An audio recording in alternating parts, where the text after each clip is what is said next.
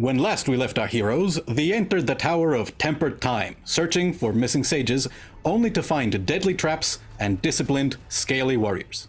Through cautious negotiations, they convinced the Angel of Invention, Caloth, to give them their blessing and information on the rest of the tower. We meet them now as they make their way up to the 4th floor, which Caloth named the Clock Chamber. As we move, please place your tokens on the stairs leading up onto this level. As you're moving up, the kobolds don't see you, but I will proceed to describe the stage. There are swirling magical light that lazily changes color: blues, greens, purples, oranges, yellows, and reds. And they are illuminating the 4 slowly turning shafts that connect the clock face windows to the massive metal device at the center of the room that Caloth described. Aside from that, you can see 3 short reptilian warriors atop the device that appear to be playing a game of dice together. But there are also over a dozen similar creatures that are patrolling the floor below. But those patrolling soldiers are not made of flesh. They are clockwork gears moving metal arms and legs. As they move in unison, the clockwork warriors patrolling around the central device. So, as soon as you tell me that you are satisfied with your positioning, we move on and see if we launch straight into combat. I want to be... Which part of the room did we enter? You are at the top. Those are the stairs leading up from the 3rd level with Caloth. Excellent. So in that The case, left part is the one higher, like... Yeah, but that is the highest part. Correct. And you see the stairs finish here, and there is a ladder that leads on upwards into the rest of the tower that is directly opposite you.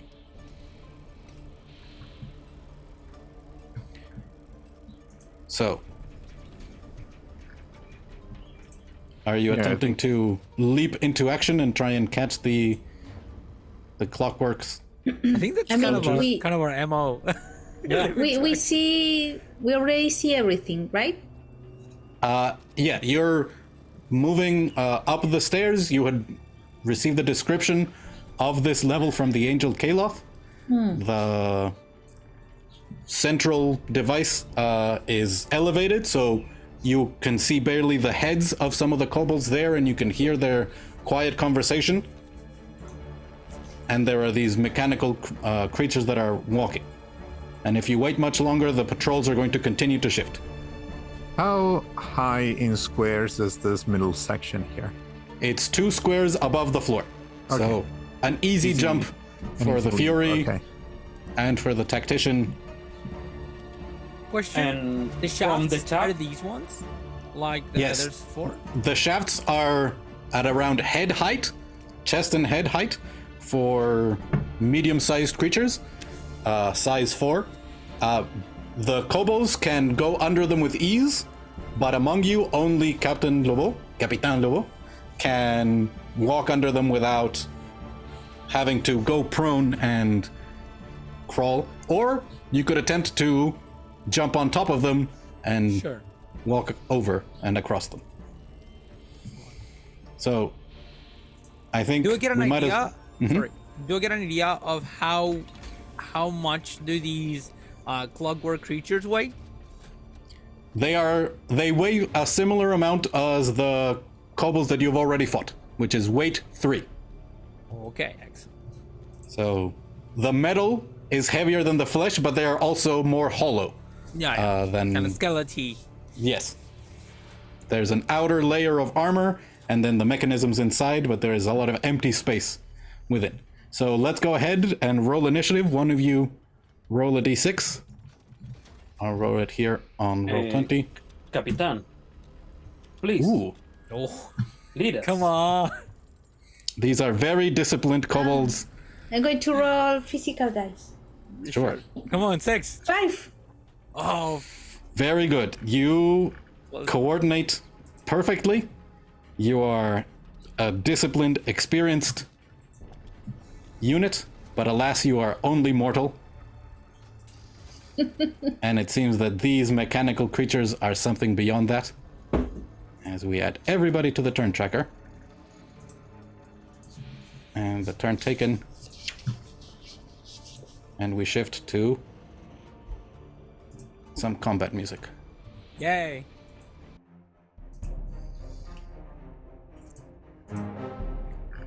As suddenly the clockwork kobold nearest to the stairs turns and squares up, lifts up a shield, and somehow seems to alert soundlessly the rest of the kobolds in the area. And this whole set of 5 clockwork kobolds on the left are going to act as one, and they are going to retreat.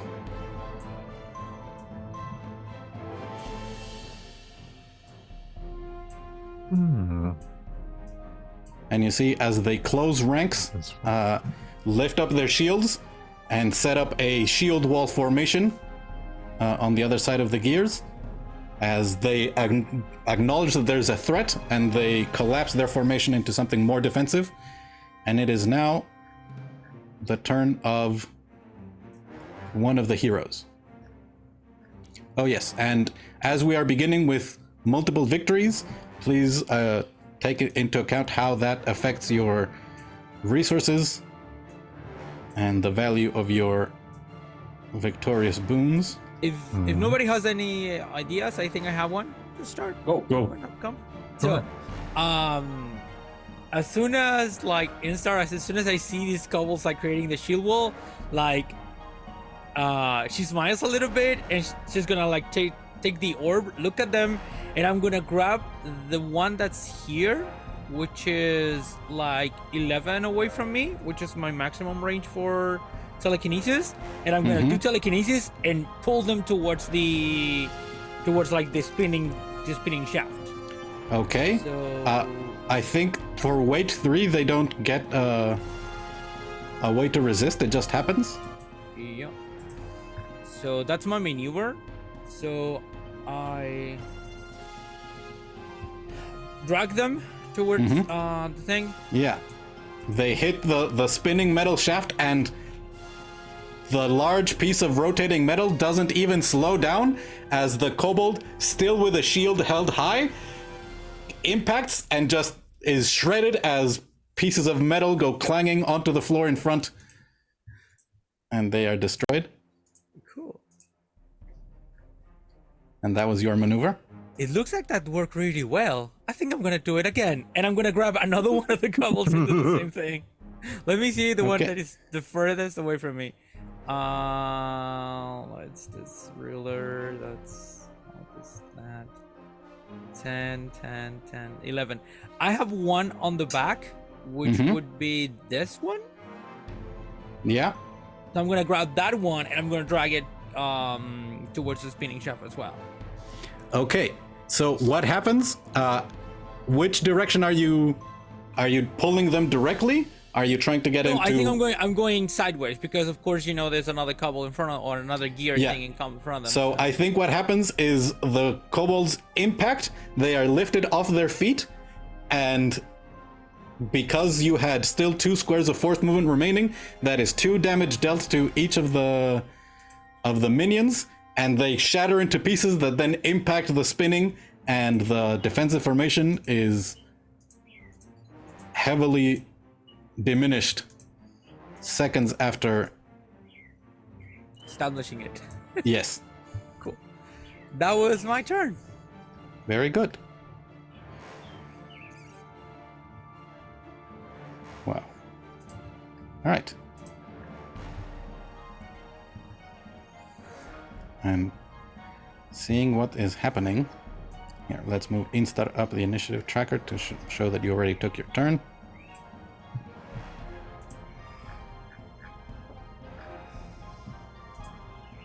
I think it's about time we get some skirmishers involved, as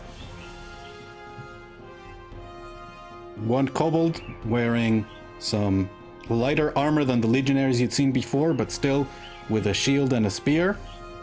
They jump down. That's moves 4.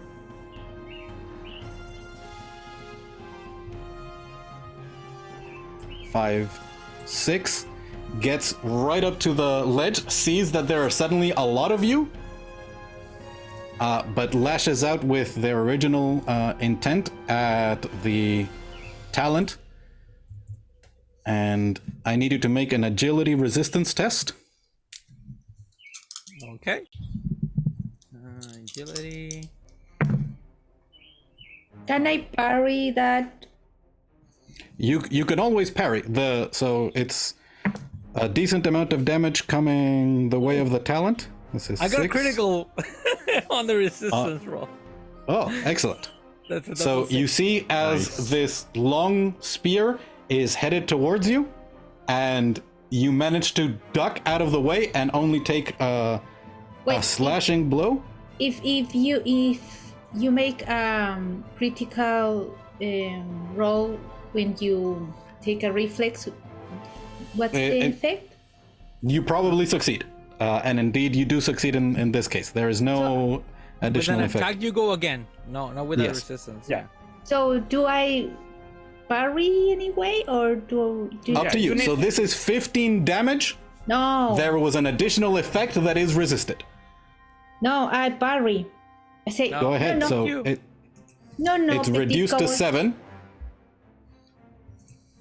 So you take 7 damage, and then you see as the kobold twists the spear, and the head of the spear shatters, and you realize the intended effect was to stab you and then leave the point in your flesh, but luckily you managed to move. And when I see Capitan Lobo like protecting me, I look at her and I'm like, merci, I guess.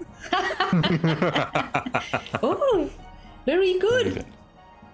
So it's half. Yeah, so you only took 7 damage from that deadly attack from this skirmisher, who still, because they're a skirmisher after their attack, they shift 2 squares, they get under the shaft, and then they still had 2 movement remaining on their turn to get on the other side. And you see as they're retreating, lifting up their shield, and they're reaching behind them for another spear. And that is the turn of the Kobold Veles. And it is now one of the heroes.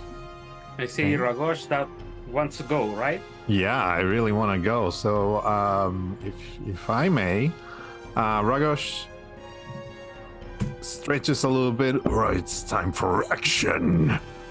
And I was thinking about going over here, but Ishtar kind of did something better. So Ragosh is going to leap to try to reach this kobold that just attacked my friend Instar, and very, very simple, just because we don't want to spend a lot of rage yet, but I'm just gonna brutal slam him, and if possible, could I push him in the direction of this mechanical kobold here? Yes, what is your mighty leap? Your abilities to jump significantly? I automatically succeed on tests made to increase the distance or height of a jump. Okay, yeah. So normally most creatures can jump their might, 3. and you can, you succeed in extending that. So yeah, you can jump 4, no problem. Yeah. All right. So yeah, go ahead and do the. Oh yeah. Brutal slam. You add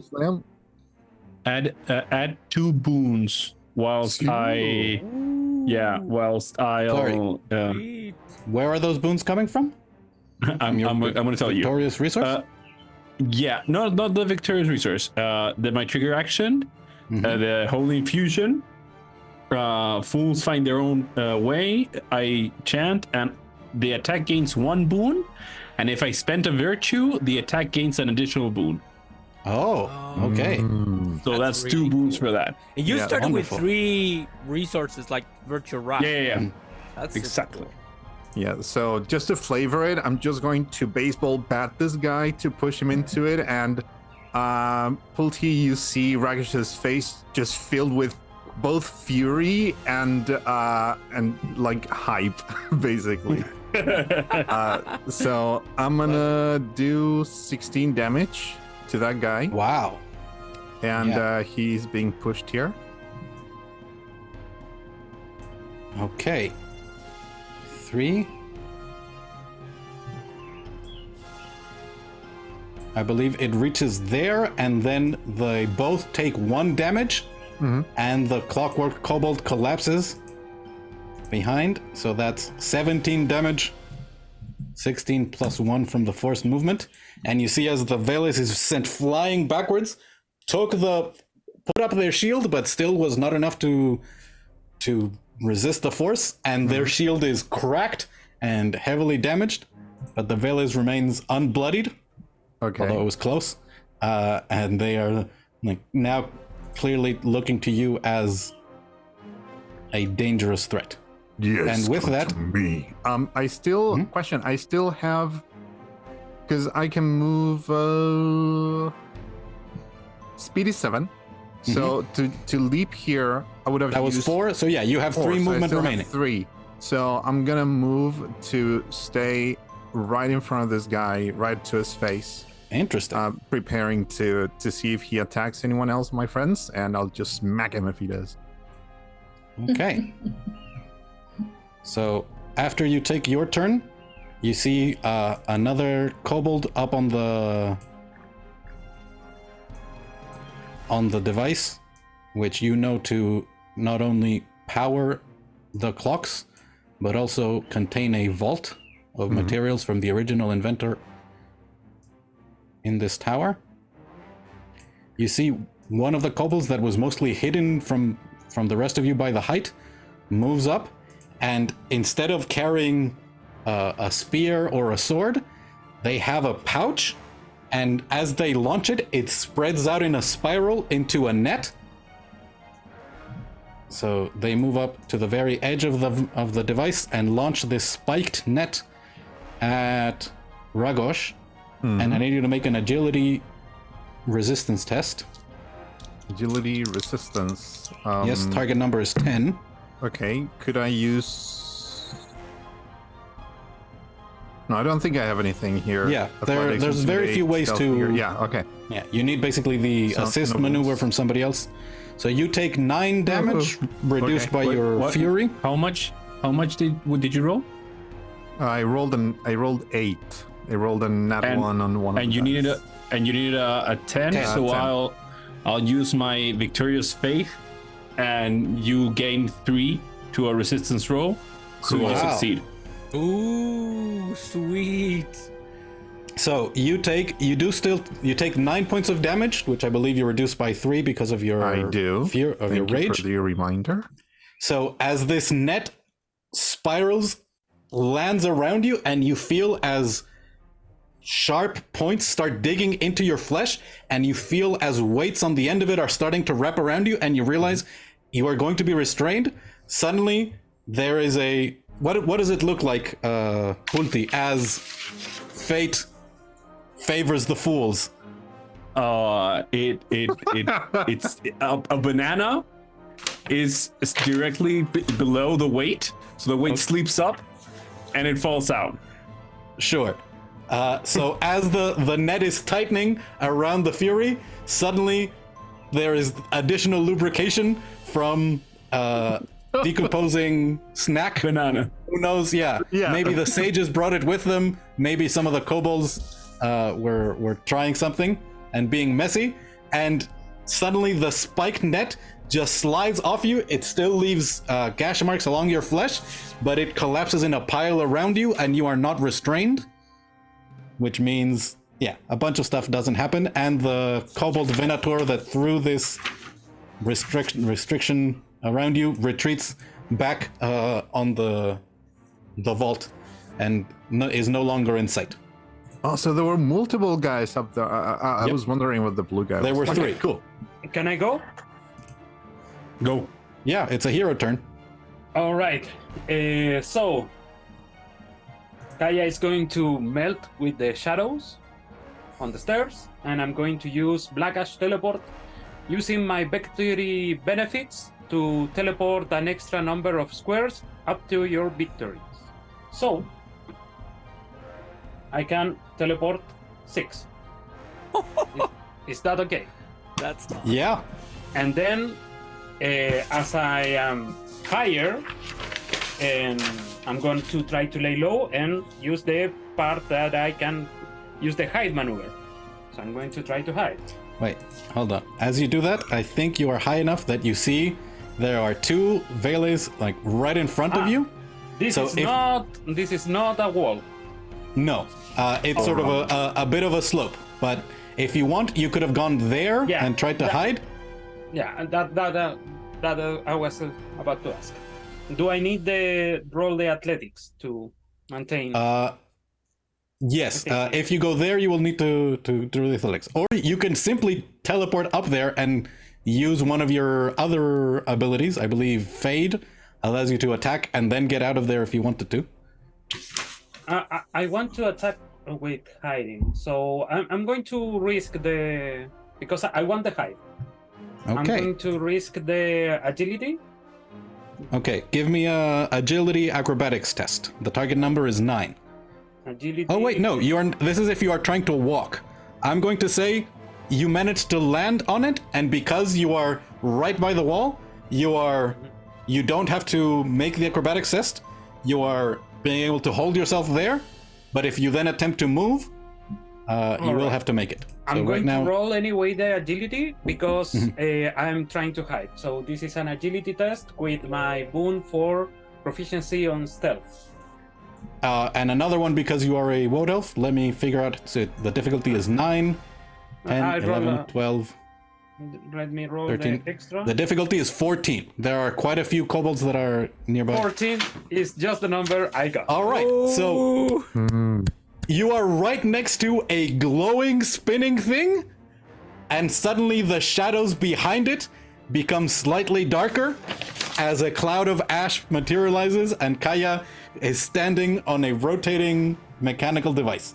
All right, I got my hiding. So my next attack has a boon, and that's what I want.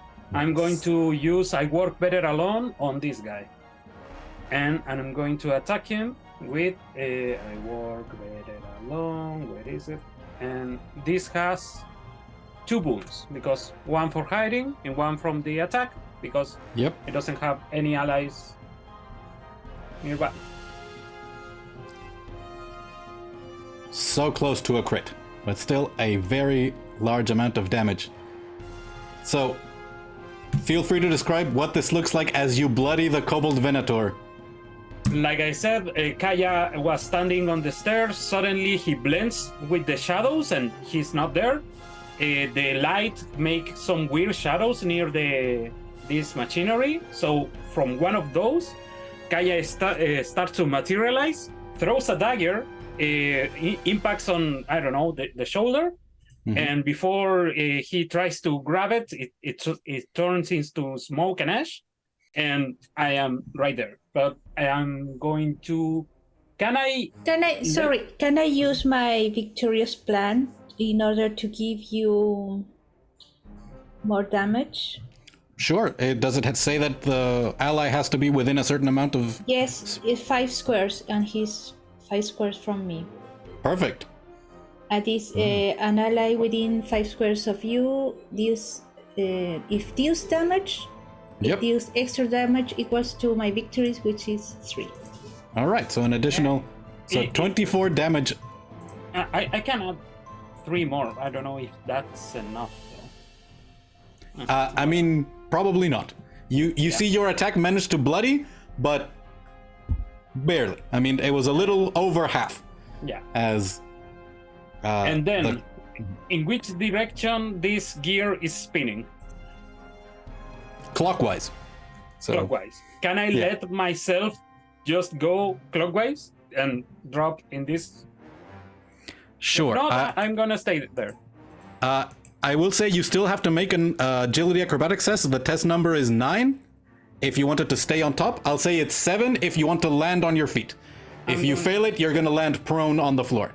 I'm going to do it. Acrobatics, agility, 12. Yeah. So you slide gently down the side, closer to the clockwork and the valleys. All right. And I have, say, 6 insight, Mm-hmm. just so you know. Wow. I think the response to that has to be immediate, as the other Veles moves and jumps down to form, to go shield to shield with their ally, and then they stab at you, Kaya. And this is the same deadly stab that nearly reached the talent. So I need you to do an agility resistance test. I'm going to roll. I'm going to use my trigger action to, in all this confusion, I'm going to just prone and duck under the and teleport 3. Can I teleport here? Is this available? Or It is available. Yeah. all right, I'm going to. So that is 15 damage. Let me know how much you managed to reduce it by. I reduce it by half, so 7. And Yeah. I'm outside the range. I think this is melee. Mm-hmm. I'm going to reduce it for another 1d6, and I can use this. Submit. Another 8. So not that. Wow. So with that, you see as the Veles lashes out with this, the spear has clearly been modified to snap the point off, and it stabs into your cloak, and as they twist, suddenly the cloak falls to the ground, and before it hits, it scatters, and there is nothing left, and there is just a broken spear point on the ground, and the Veles is looking at it and looking around, and the shadow is gone. Wonderful. I love this class. Yeah. Fucking fun. Okay. Yeah. So Shadow that is was incredible. the movement and that attack. They still have movement left. So they are going to shift the 2 that they get after an attack there. Mm-hmm. And they are going to stay within range of Ragosh and end their turn. Cool. Sorry, no, they're going to end there to properly set up a shield wall between the 2 Veles. Tiny shield wall, but it's what they have. And that's... So there are fewer and fewer of the enemies remaining, and it is now the hero's turn. Go. Yeah. Lo. To move here, do I have to jump or? If you want to move directly there, yes, but you can make that jump without making a test. And I spend 1 movement Correct. or 2? Okay, 1. so I jump there. You are mighty enough to make that jump without problems.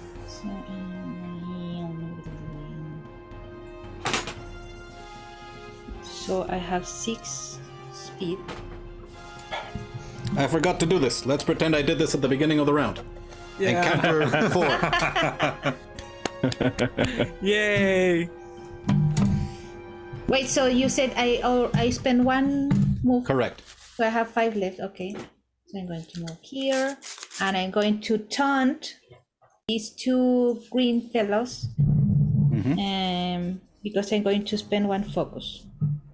All right, so they are both taunted by the tactician. Look here, you ugly creature. Ugly creature. Ugly creature. How much? I'm out of range, so I'm going to throw a javelin. Oh wait. I believe you could also attack with the Fury if you wanted to. Attack with the fury. I believe it's called Seize the Opening. Because the Fury attacks with a big weapon, and yes. the tactician attacks with a Fury.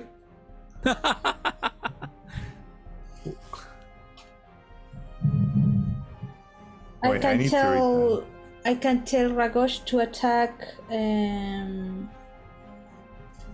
Yes, Ragosh, Yeah. go ahead, attack these ugly creatures. So Which one do you like the least? They're nearest to me. The nearest, sure. So you And, attack a basic attack and add 3 to the damage. And add 3, so that's 2d6 plus 9. Let's go. And Capitan Lobo gains even more focus. Yes. I spend 1 by regain 1. So 2d6 plus. My keyboard is so far away. I'm so sorry, you guys. There we go. That's 12 Wow. damage. I'm Terrible rolling roll, like, still a I'm decent rolling amount like of damage. Good As the Villis, the shield wall goes up and reduces the damage by 3, and they are still bloodied.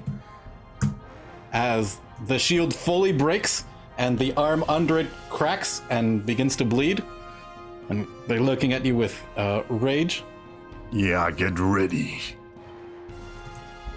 that's Get ready to rumble. Well, Okay. I'm adding that to the soundtrack, dude. All right.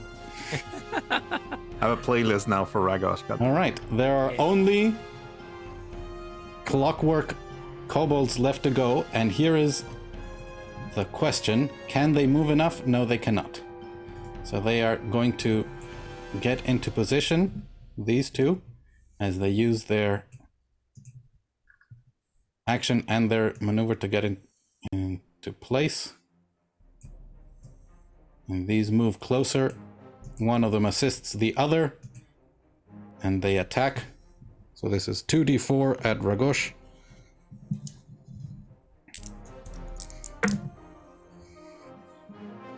That's 5 damage to Ragosh. I That's believe 2 reduced. damage. Correct.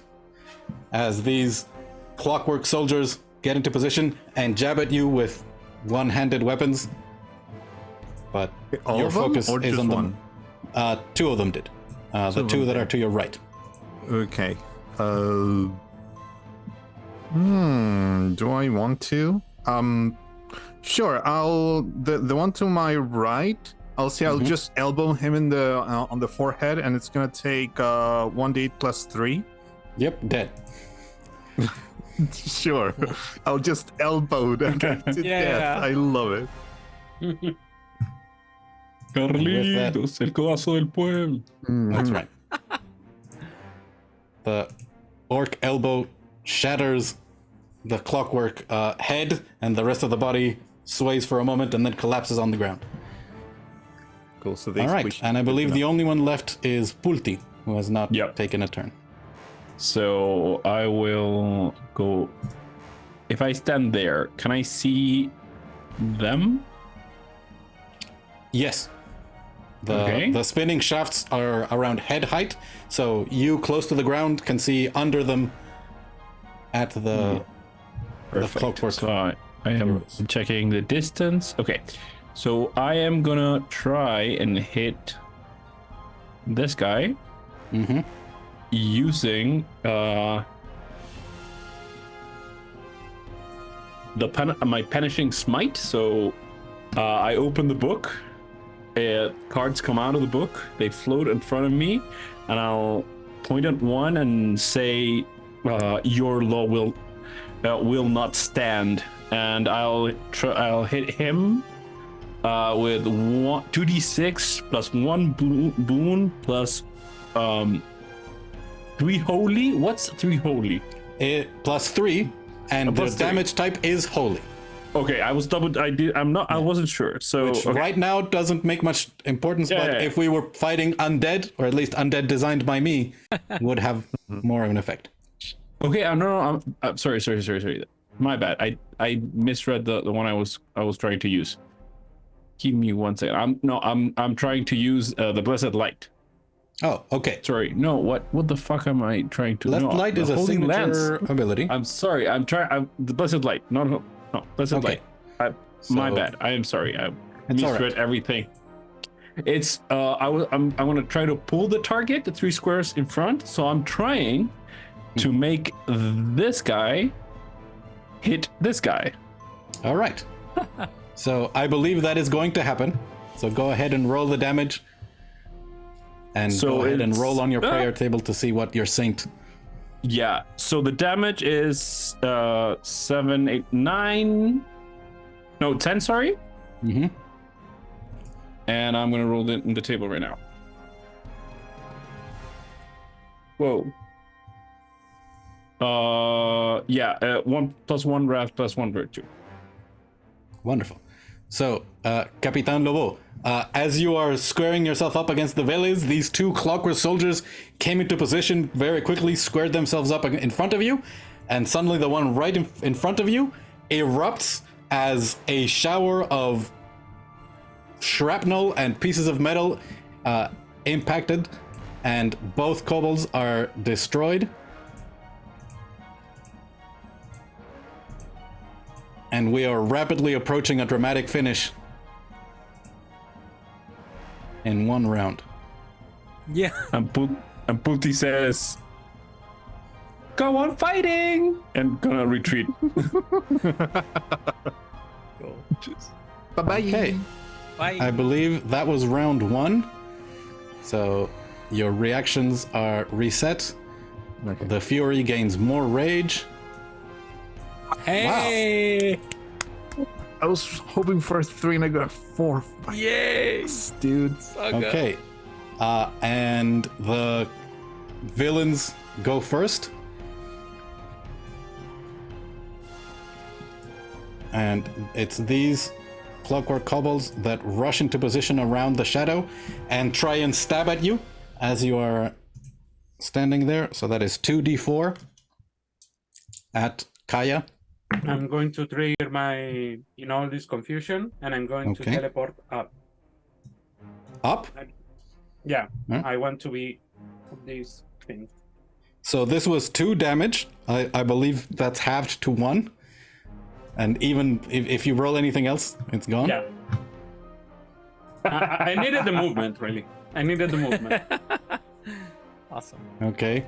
So those 2 clockwork kobolds are gone, and it is now a hero's turn. Can I Can go? I go? Sure. Sure, guys. Do you want to roll these for it? Sure. Let's roll. All right. We do I think D6. Yeah. Let's do D6. All right. Yeah, D6. 5. Okay. Hey, Oh, okay. damn. All Okay, right. Yeah. I'm you going go. first. Of course, the shadow goes first. Yeah, sure.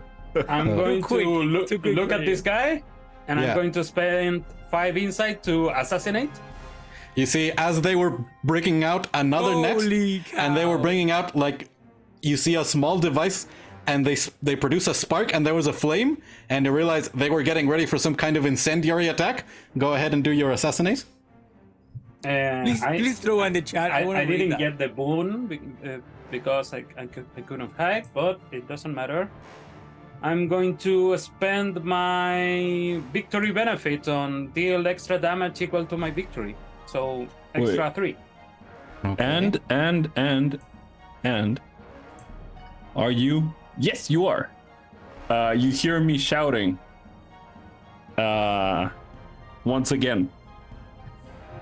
Fools find their own way from far, far away, and you gain 2 boons because I'm gonna spend another victory just on that. A virtue. I don't think Sorry, this a guy virtue. is A virtue, getting a virtue. alive from the, I hope, because that's 2 boon for extra for you. Yay. So how many dice are you rolling for assassin? Holy shit. This is what I do for a living, and I fucking murdered this mofo. Yeah, It's 33 actually because I didn't. 33 Yeah, because because you of did your the victory victory benefit. thing. Yeah. Yeah. Is that the first over 30 damage that we've seen? Yeah. I think so. I think so. So, yeah. Yeah. So feel free to describe. You see, as they were preparing some kind of incendiary, like the same net that they had thrown on Ragosh, but this time they were going to set it on fire. How does Kaya assassinate the As I Venator? teleport on the top of the machinery, I'm doing just some kind of pirouette, and I throw the dagger on the air, and the guy just dies, and I land. And then I'm going to use Black Ash teleport to teleport 3 squares and hide from the guys on the bottom. Wow, I think there. that is impressive. I attack with a thingy, so I get 1 insight, and Black Ash teleport give me another insight. I have to roll a hide. There you go. There you have 13. And I had I hypo. That's it. Okay. Yeah. So the Venator was preparing their ultimate attack, and suddenly they find their blood leaving their body and they collapse, and the flame in the lighter sputters and goes out. And the Veles don't even notice, and they believe that their ally is still up above preparing a deadly encounter. And with that, the Veles that is bloodied is going to take their turn before they attack. Actually, no. Yeah. As part of their maneuver, they are going to try and knock Ragosh down. Ragosh, I need you to make a... Sorry, they're taunted, both of them. Oh, in that I case... mean, they can attack, but No, they have... you're right. Bane. So what's actually going to happen is that then this one is going to move 2 and make their attack. Is it moving or shifting? Shifting 2 before their attack, right. because they have shifty feet. As part of their attack, they can shift. And they are going to use their long What spear do they little have? arms. Shift to feed. Yes. They train, they have tremendous discipline to enable Sorry. them this. All right. Oh, so close to a crit, but it was not. I'm gonna So use my 14 triggered damage. action and use the telekinetic shield to protect Capitan Lobo. Okay. Yeah. So the 14 damage is reduced to 7 by the parry, and then now roll the telekinetic shield to see Yeah. how much even further it's reduced. Telekinetic shield. No, I don't have the telekinetic shield on the macros, so I'm just gonna roll.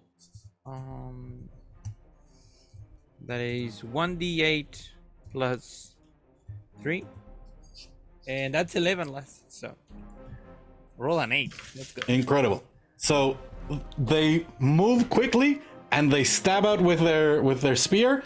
Capitan Lobo, you manage to raise up your shield. The blade, the point skids along the edge, and suddenly it's going to dart towards your forehead, and it is stopped as a prismatic barrier completely blocks the reduced force of the blow. And in frustration, the Kobold Veles is now going to use their maneuver to try and knock down Capitan Lobo. So they are going to try and use their knockback to set you prone. Director, could I have stroked back at that guy that attacked Captain? Because he doesn't need to deal damage, he just needs to attack, right? Does your ally need to be within 1 square of you? It says an enemy adjacent to me needs to attack me or my friends. All right, so yeah, you can go ahead and do your strike back. Okay, I'll do 1d8 plus 3, and I'm going to add 1d4 as well. We are doing so much stuff in their Yeah. turn, guys. Capitan Lobo, make a might or agility resistance roll to try and not be knocked prone. that's gonna Agility be- or resistance? Yeah. Um, Wow, 12. Wait, agility roll- or might? Yes, Might. Might, yeah. 100%. I figured. Might. There it goes. 12. Wow. So a completely no progress on the part of the kobolds, and in fact, they took more damage on this turn than they managed to inflict, and that is the clockwork, the Kobold Veles, and it is now one of the when heroes. Ishtar raise her magic shield, I blow her a kiss like, thank you, Mon Cherie. All right. Yeah. So heroes. I Okay, think can I go? Ragosh wanted to go. Yeah. Just because I want to. So with this, I have a couple of questions that I think I did ask last session, but I forgot. Question number 1. Actually, the only question that I need right now.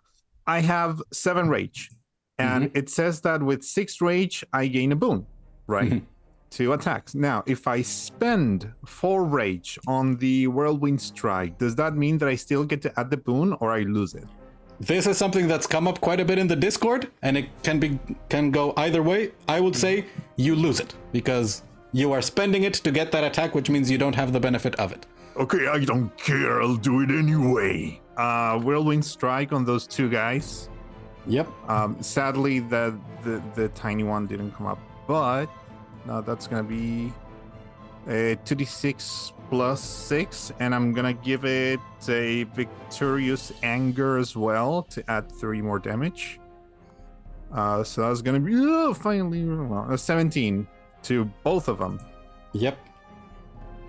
And with that, the first one that you did, the knockback strike, is bloodied. The other one collapses to the ground as you spin. And with that, we are moving to a dramatic finish. So feel free to describe how you mop up the rest of this encounter with the handful of clockwork kobolds that are remaining. I think Instar was going to do it's gonna grab like those 2 which are like here, like the gear creatures, and it's gonna like once again toss them against the shafts with telekinesis, and that's what she's going to do without moving. Like Sure. I didn't move once in this combat. Perfect.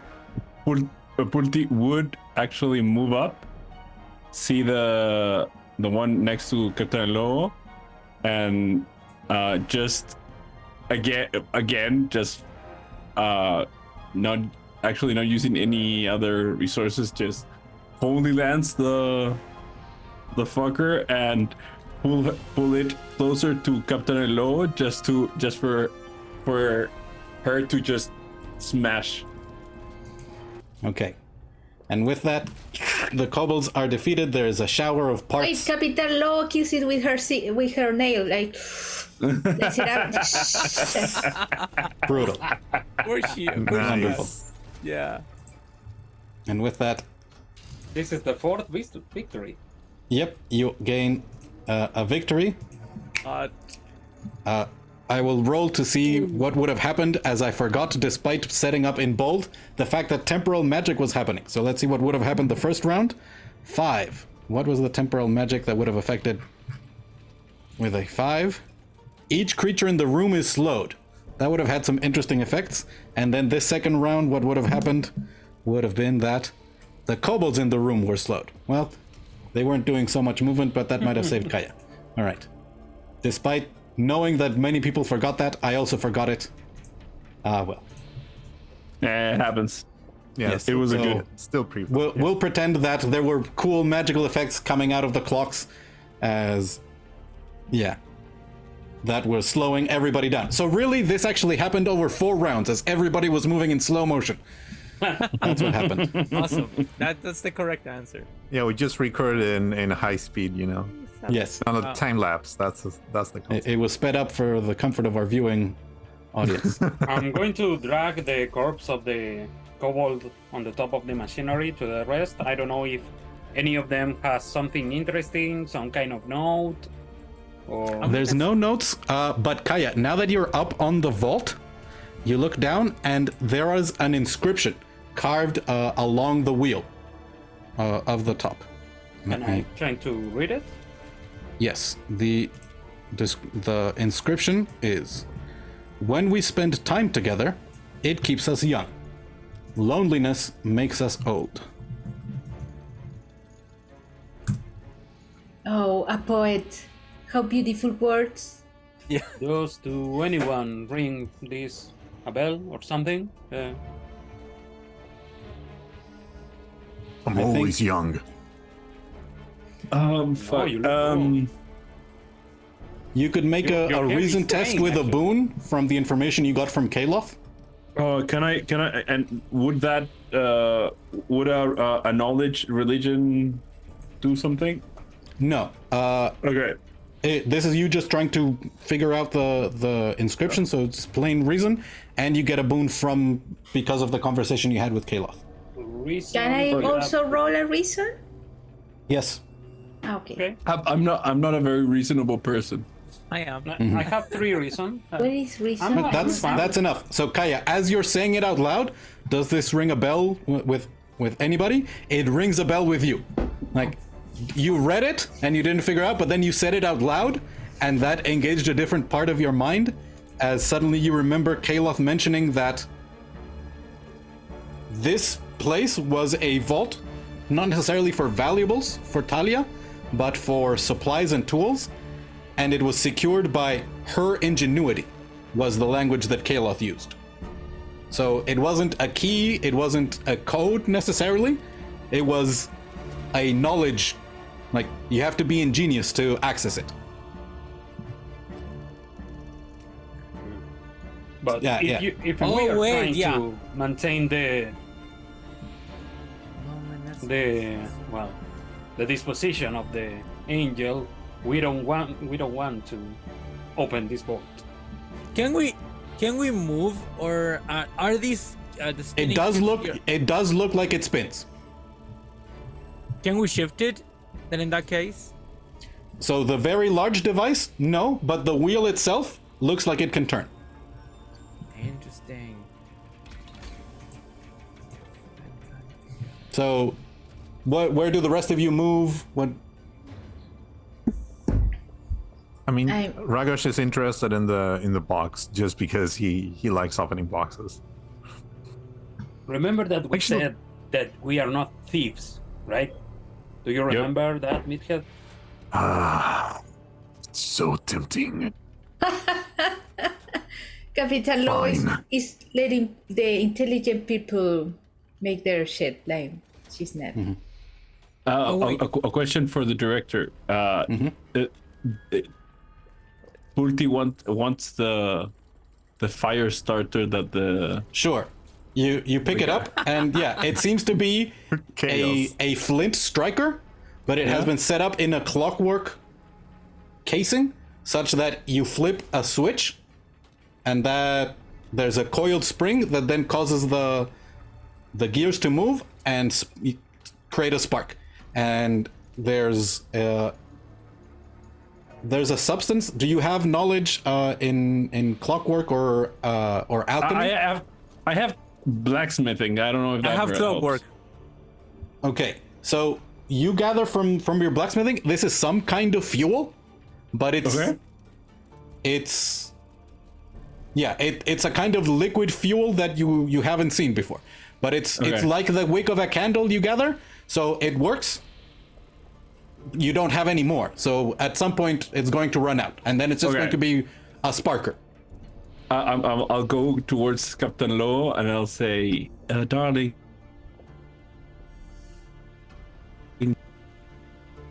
I'm asking, do you have a nail?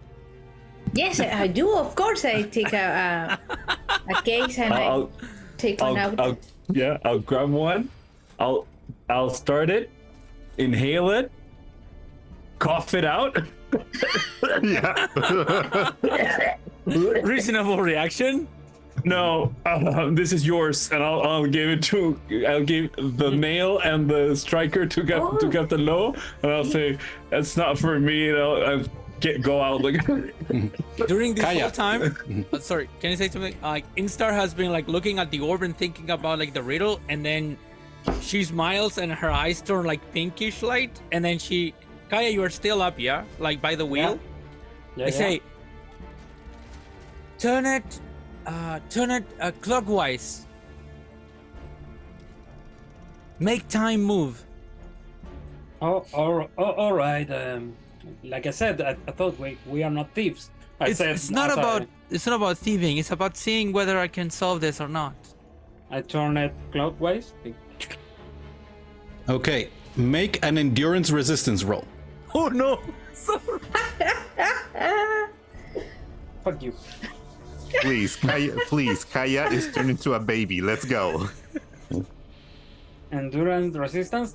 Does someone wants to Oh, give it me a turns. boon? Oh, The target number is 12. I'm gonna use my telekinetic shield if I see something happening to you. That will have no effect. Oh no! But Ragosh was interested in the box, right? Actually, yeah. Could I help him? Sure.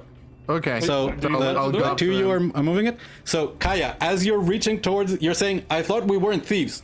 You put your hands on the wheel, and you see that it has been moved. That there's a layer of dust that you've been used to on many of the surfaces that is missing from the door of the vault.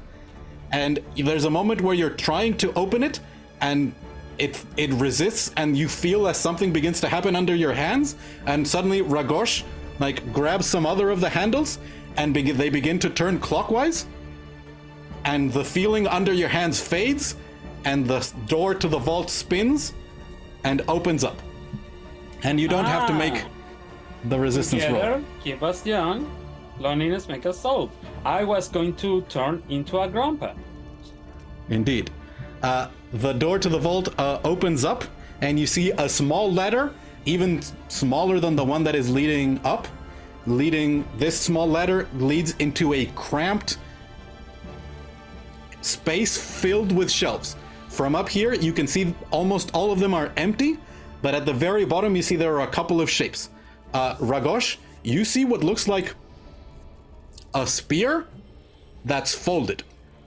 A spear that would be a kind that you would use maybe on a cavalry, but it's like it's been chopped into eighths and stacked one on top of the other. It almost looks like what we would see as a ladder that you can like fold out into multiple setups and then collapse into a stack. All right. So Like you're seeing the very top accordion? of a spear. Yes. An The accordion very like top spear. of a spear and like the parts of the spear under it. Now, question, Kaya. Is it really stealing if we present it back to this being downstairs? Hey, up to you. Do you want to speak with a big, wingy thing? Sure, I'll just tell them I found this and that's it. Hey, I'm curious. It's your problem. I'm curious, you know. Things are here for a reason. Right? If you need to talk to the angel, don't worry, I'll speak for you. See, she's a... Yeah, all right. I'll take it. getting Pulti to pull you out of trouble, it doesn't count. I'm not getting into trouble. I am just reporting my findings. That is what we're doing. We're helping. Go ahead, Midhead. Sure. Just get down. And And I'm I'll going happily grab to it. kick you in the butt, but I assume I cannot push you from this place. So I'm Yeah, going try to it. just and then I'm going to jump. Okay.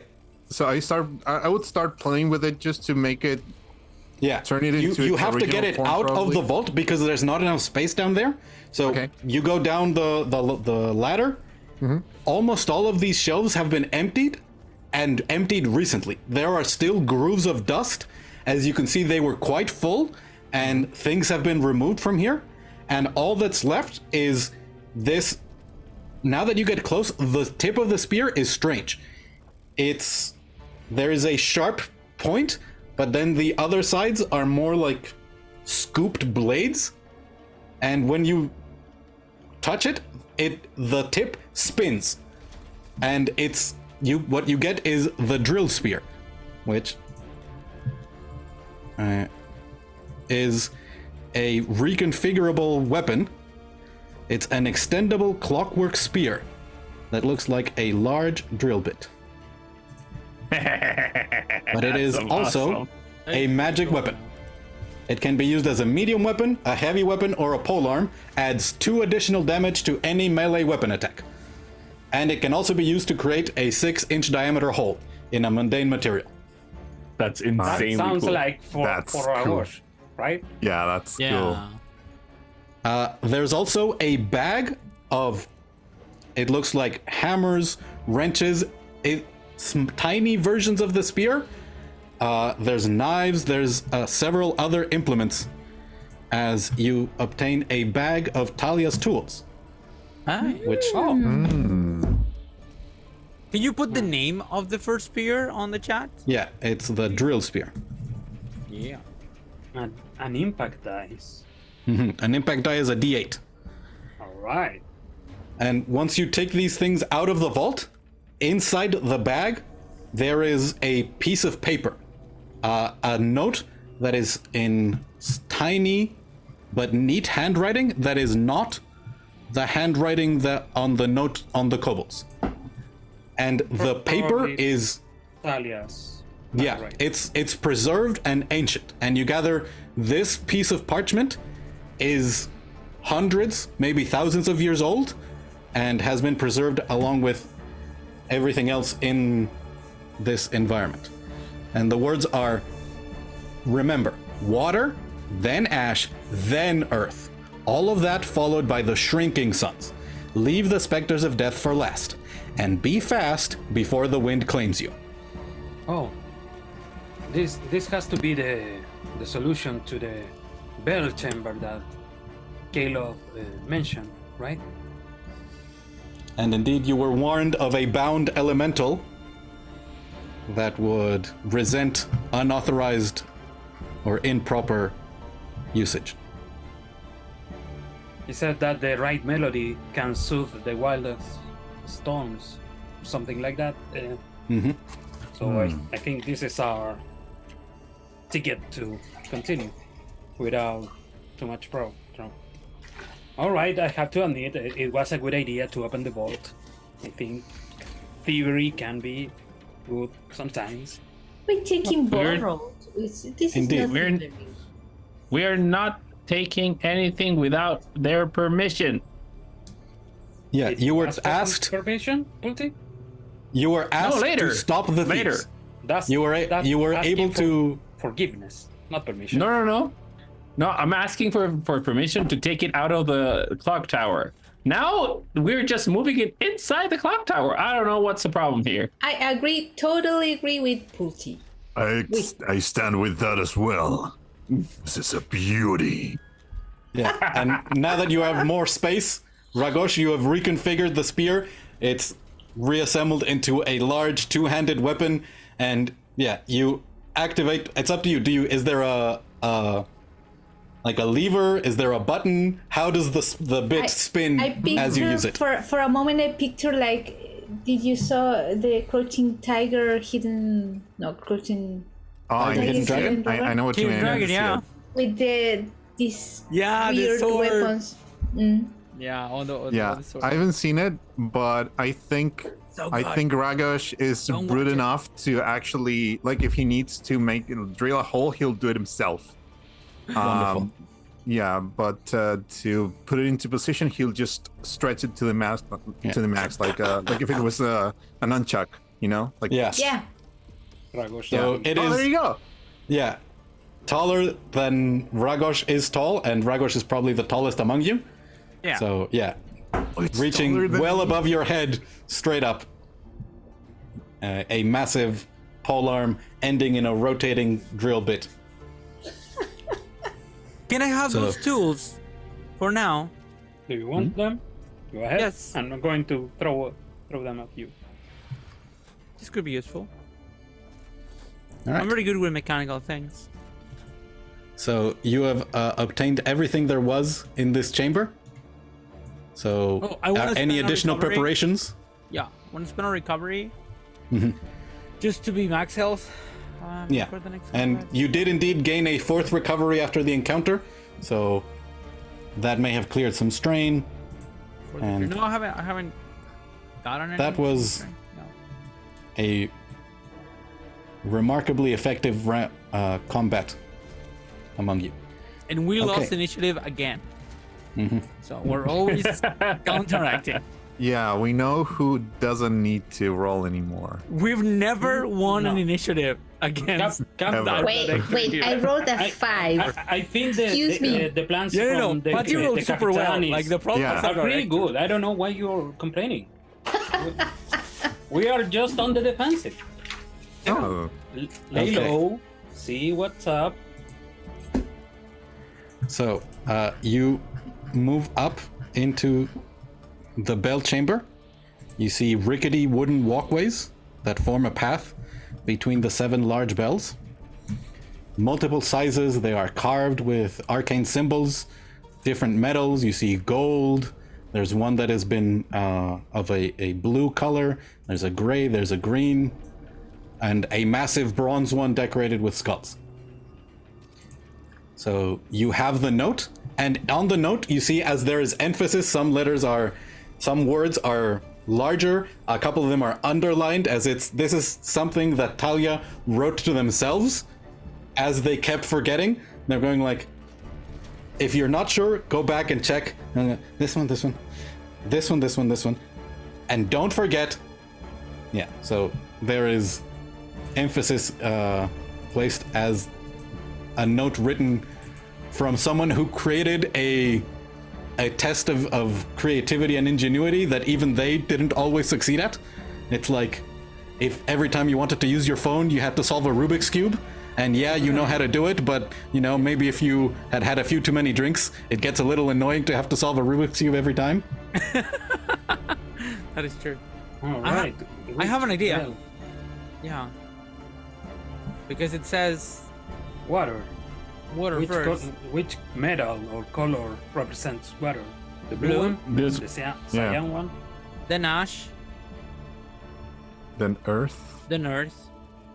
All of that followed Green? by the Bless you. Green is shrinking there? sun. God bless. All of the followed by the shrinking sun. So the I think those three are- bronze. These ones, yeah, that's bronze. But they have to be ringed at the first time at the same time. No. In order. In order. It's a right sequence. No, But it all of could the be- shrinking sun. Oh, shrinking! It's from Shrinking from it's from larger to bigger smaller. to. Yeah. So Okay, it will great. be And one, this is the dead one. 2. The And spectrum. That was- leave it for last. Leave it for last. And before So the it's, wind claims you, and I'm seeing some rickety places. So don't just go wandering about, Capitan. Maybe Why the not? wind We have to go to the water one. What's the problem? Maybe use some rope, tie you up to the massive Yeah. beakhead we have here, and if this wind comes to claim you, you don't fall to your death. Let's tie all of us together. is it. Yeah. You are 5 squares higher than the clock chamber below you, so a fall would not be lethal, but you would then have to get to the ladder and then climb up the ladder to get back up Maybe here. you fall in your face and you broke your nose and you, Yes. you look really stupid. And that's the death of your public image. Yeah, there. Mon ami, I never look stupid. Have you seen yourself with a broken nose? Many times. I only look fierce. All right, Captain. I cannot argue with that logic. Go ahead. So, I are you- imagine what are- Purti just snapping behind el Capitan. Yeah. what preparations are you making? Is anybody tying themselves with rope to anything? Are you? To Ragosh. Yeah. I'll just I'm make go- sure I'm- to grab my axe again because I love it. But yeah, I'll just make myself heavy. Not too Okay. heavy, but just Question, make myself heavy. Director, if I needed to use telekinesis on myself or someone else on a short notice, could I do that? Yes, but you would take a strain I would need to take because strain, everybody yeah, is but- wait for. But that is okay. Yeah, sure, I can take it. Yeah, Okay. I have a lot. Of Our rope have some kind of hook. Do we have grappling hooks? Sure. I'll say you have a couple of grappling hooks. I'm going to That you tie could use? myself and hook So with the are we other going and- all to work throw it. together? I thought that maybe someone's going to stand beside one bell, the other person Yeah. going to stand Yeah. with the other Yeah. I think we all have to stand beside one of the bells and go in order. So we do this on just a moment. All Let's right. get into position. Yes. Right. What if Let me the What if- ash. The ash one seems appropriate for me. if you do the ash one, you can also do this gold one? Maybe. Because we're 5 and there's 1, 2, You can do it, buddy. 3. You can do it. 15. 12. I'll just go with my fingers. There's Yeah. 6. There's 6. Come on. Sure. There's 7 Do actually. you need Oh, but do you the need seventh fingers? one we're gonna leave for last, so it's Yes. okay. Do need Director, fingers? do orcs have 10 fingers in this world? Yeah, I believe they do. And Cool. Ragosh has above average reason. Yeah. However you so choose to interpret I- that. I know 7. I'm just fucking with you. I love it. Yeah, I know you. I wasn't fucking with you. I was trying to make you better. And I'll go turn around and go towards one of the gongs. No, don't worry. It was Timmy boy. I go to the water one and I start and I run. I'm going to the Okay. ash one with the shrinking sun. Yeah. All I'll right. go with the heavy metal Hey, one over You here. won! Yeah. I was running. Teleport. It's all right. So you manage to make yourselves. There's a moment of worry as you take some steps on the rickety walkways, but they hold your weight. And you manage to. Capitan, take over? maybe more to the north, so you can take the earth one too. You like to give orders, don't you? I'm just suggesting, I'm the Capitan. captain. Who are you? Then have better ideas. Come on. Okay. Captain, you start. Okay. I take my hammer and I ring the blue one. Okay. Oh. You ring the bell, and immediately, wind starts blowing through the rafters. And as you're beginning to move, Kaya, you are getting ready to turn towards the second one, when suddenly wind begins to blow directly up through the tower. And you hear, maybe from the storm outside that's finally reached you, there's a peal of thunder, and you realize there's a flash of lightning in the room with you as clouds coalesce into the figure of a large winged bird, and eyes open, crackle of lightning forming the eyes as it begins to move and look around you.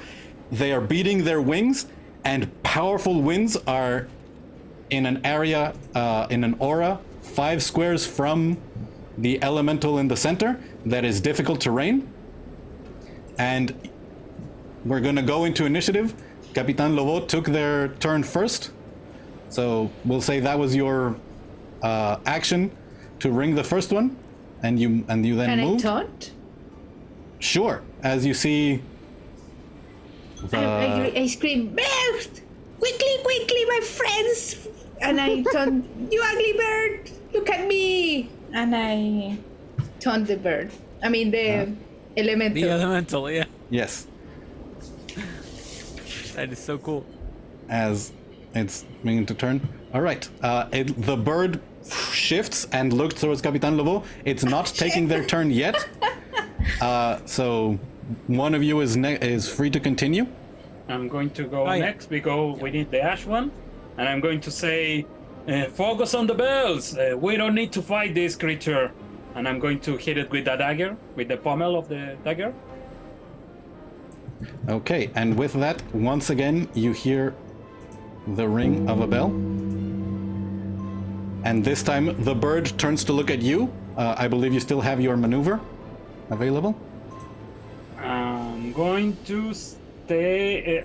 I'm going to just in case, shift towards the shrinking sun. Okay. And with that, that is difficult terrain, but you managed to move out of the way.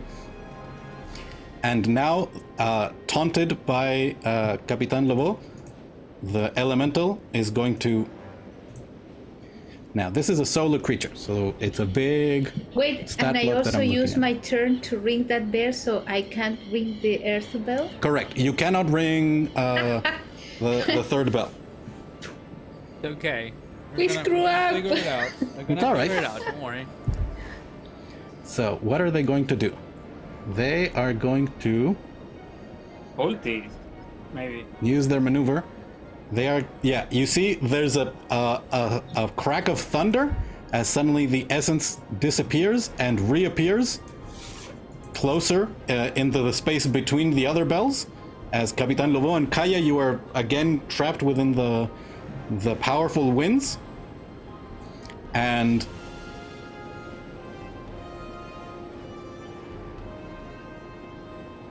yep.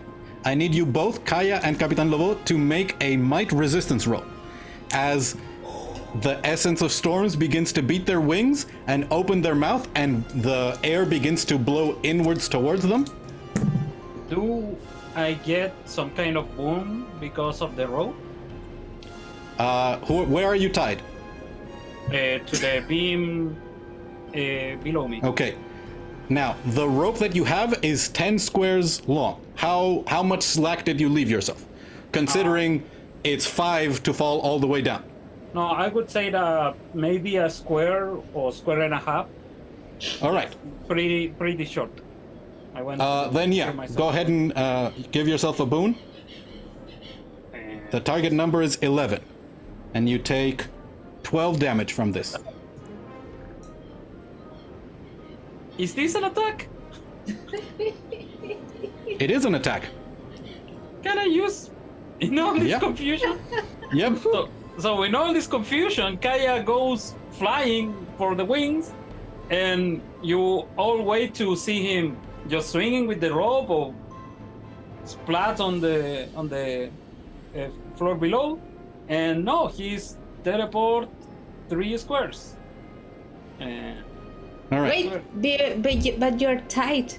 Can you teleport tight? You teleport out of the rope. So you see as the loop of rope around Kaya gets pulled towards the essence, and suddenly it just disappears into the bird, and you see as it's getting whisked about back and forth, and and there's a moment where you realize if Kaya's in there, they are taking a ridiculous amount of damage, and then the rope drops, and there's nothing inside. I almost fell. So that was 12 damage.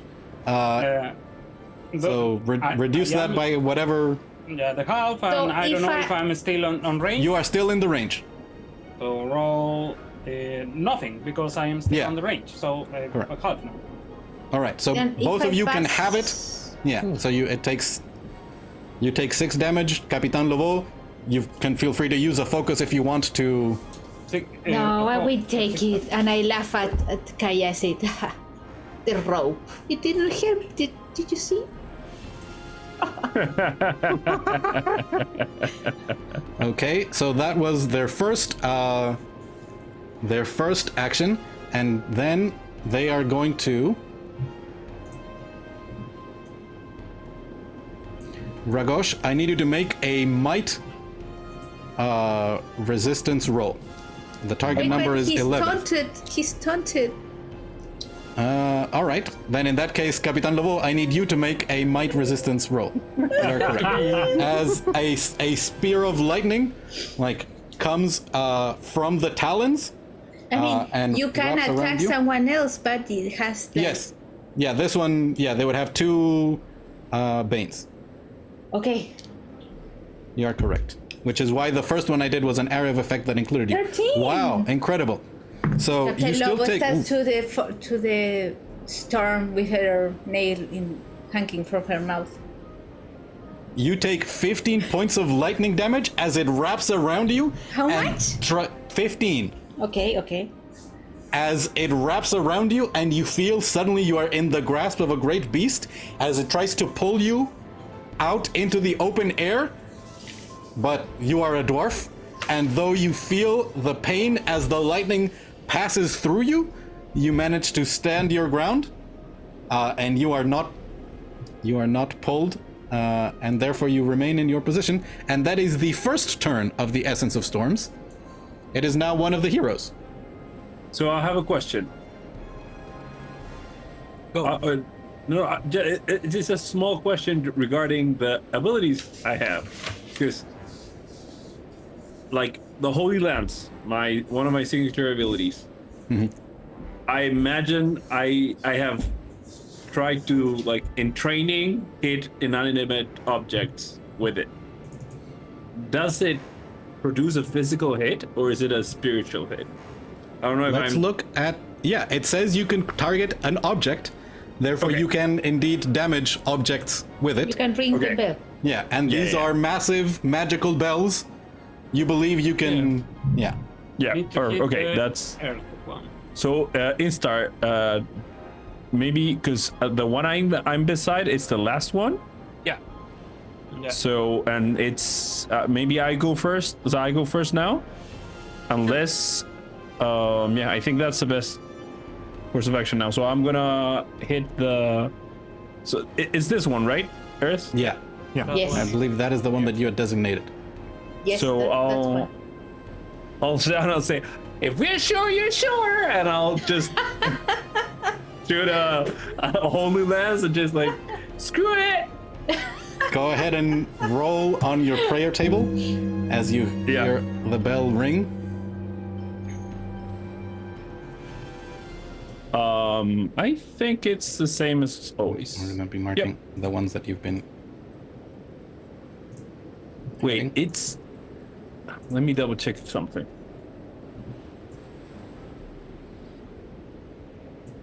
You are in distance of it. But you can move. Can And- you So, mark yeah, this that was your as action. You still have your Five. maneuver. 6 and 7? Yes. One second. I'm adding things. Okay. Sorry. So 1, 2, 3. What did you ask me? Sorry, I was trying to figure out. No, you have to. Oh, okay. Nothing. So I'm gonna move here because I want to be as far as possible, being close to the bell. So I'm standing there. Okay. The essence of storms shifts to look in your direction, but you hide behind a bell, and it does not take another turn. So one of your heroes can act. Now we have the fourth one. I should go now, I think. Yeah. Yeah. So I'm gonna take out one of the hammers from Talia's bag of tools, and I'm gonna hit the bell lightly with it. The one beside me.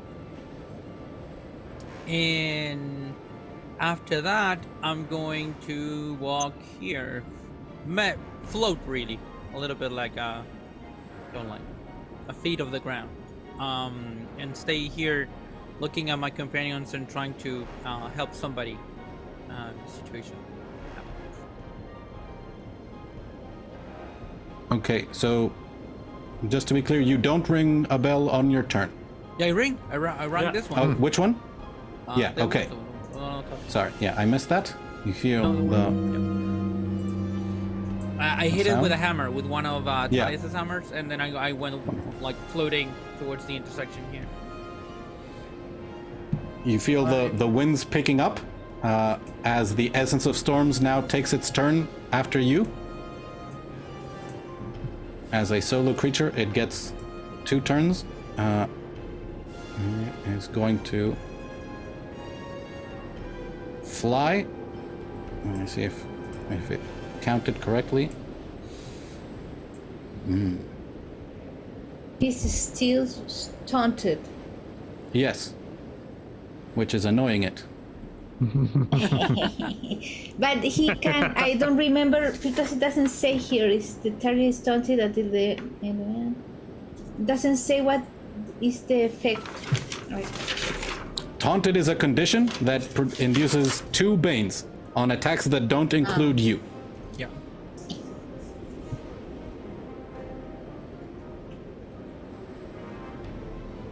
So what it's going to do is it's going to use Slowing Storm, which is burst 3, which means 1, 2, 3. Instar is out of it, luckily, but Capitan Lobo is not. So Capitan Lobo, you take another 2d6 plus 5 and have to make an endurance resistance roll. That is 13 damage. Wait. The endurance resistance.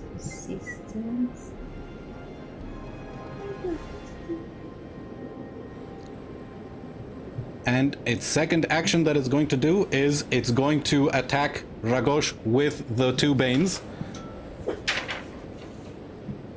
Sorry, how much damage did you say? 13. Okay,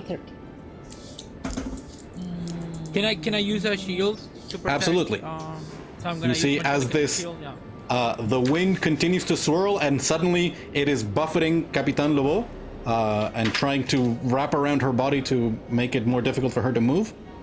Feel free to reduce the damage with your telekinetic shield. 13 endurance. Okay. You grit your teeth and you push against the wind, and you are not slowed. And, well, Stand your ground, Capitan. you take Thanks so so much, of the Sherry. you resist 4, so you only take 9 points of damage Okay. from that.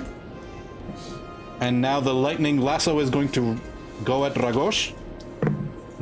Ooh, that is a terrible roll. The Banes might be enough to... Well, the Banes were also terrible. So... 7 points of lightning damage at Ragosh as a loop of lightning moves and grapples around you. And I need you to make a might resistance roll. Might resistance. Okay. Here it is. Let me check something. No, I don't have anything. Okay. That's an 11. 11 is exactly what you needed as it wraps around you and tries to pull you away from the bell. And you just put all your might against it. Big. Yeah. Yeah. You feel the burn as lightning courses through your form. There's lines of burnt skin that are left behind, but it does not pull you out into the open air that would have caused you to drop. And that is the turn of the Essence of Storms. All right. And I believe Ragosh, you are the last one left. Yeah. I'm gonna go. So, with the strength that I used to try to resist this creature pulling me, as soon as it stops doing it, in a second I'm gonna go, "You two are too precious to do this," and I'm gonna walk to this and headbutt it. Wonderful. And with that, the fifth bell rings. I believe you still have plenty of movement left. Do I want to move? I don't think I want to. Well, I did move. I did move one, so yeah. I'll just take it. But that could have been a charge if you wanted to, or your devastating rush. No, so you could still have a full maneuver if you wanted. Sure, why not? Yeah, let's do that. I'll do devastating rush. Although no, it says that I can move up to 3 squares. So, as far as I understand, I need to use my maneuver. No, as part of the action of devastating rush. Yeah, you move up to 3. So, okay, so that little moving one and headbutt, that was your devastating rush. Yeah, I would have rammed my head into it to make it bang, and I'm actually gonna move because I was. Now, here's question. My orc benefit of Bloodfire Rush. When I take damage, my speed increases by 2 until the end of my next turn. Do I need to announce that? Or no, do I just okay. You have it. So your speed, you are currently the pain of the lightning. Yeah, has your Bloodfire up, and you can move faster. 7, 8. Although, do I really want to? Yes. So that's going to be difficult terrain as you enter the aura of the Essence of Storm. Terrain. So it's really I'm going to be moving 4. Let me make sure you can see it. Yes. Yeah. There. Big. Okay. Yeah. I mean, it doesn't really. That is difficult terrain. Yeah. All right. The powerful winds around the Essence of Storms. Yeah, I don't think I'm gonna be able to be useful. Capitan? Although I will. So I would have to move. Can you ring this one? 4. Then I was going to taunt.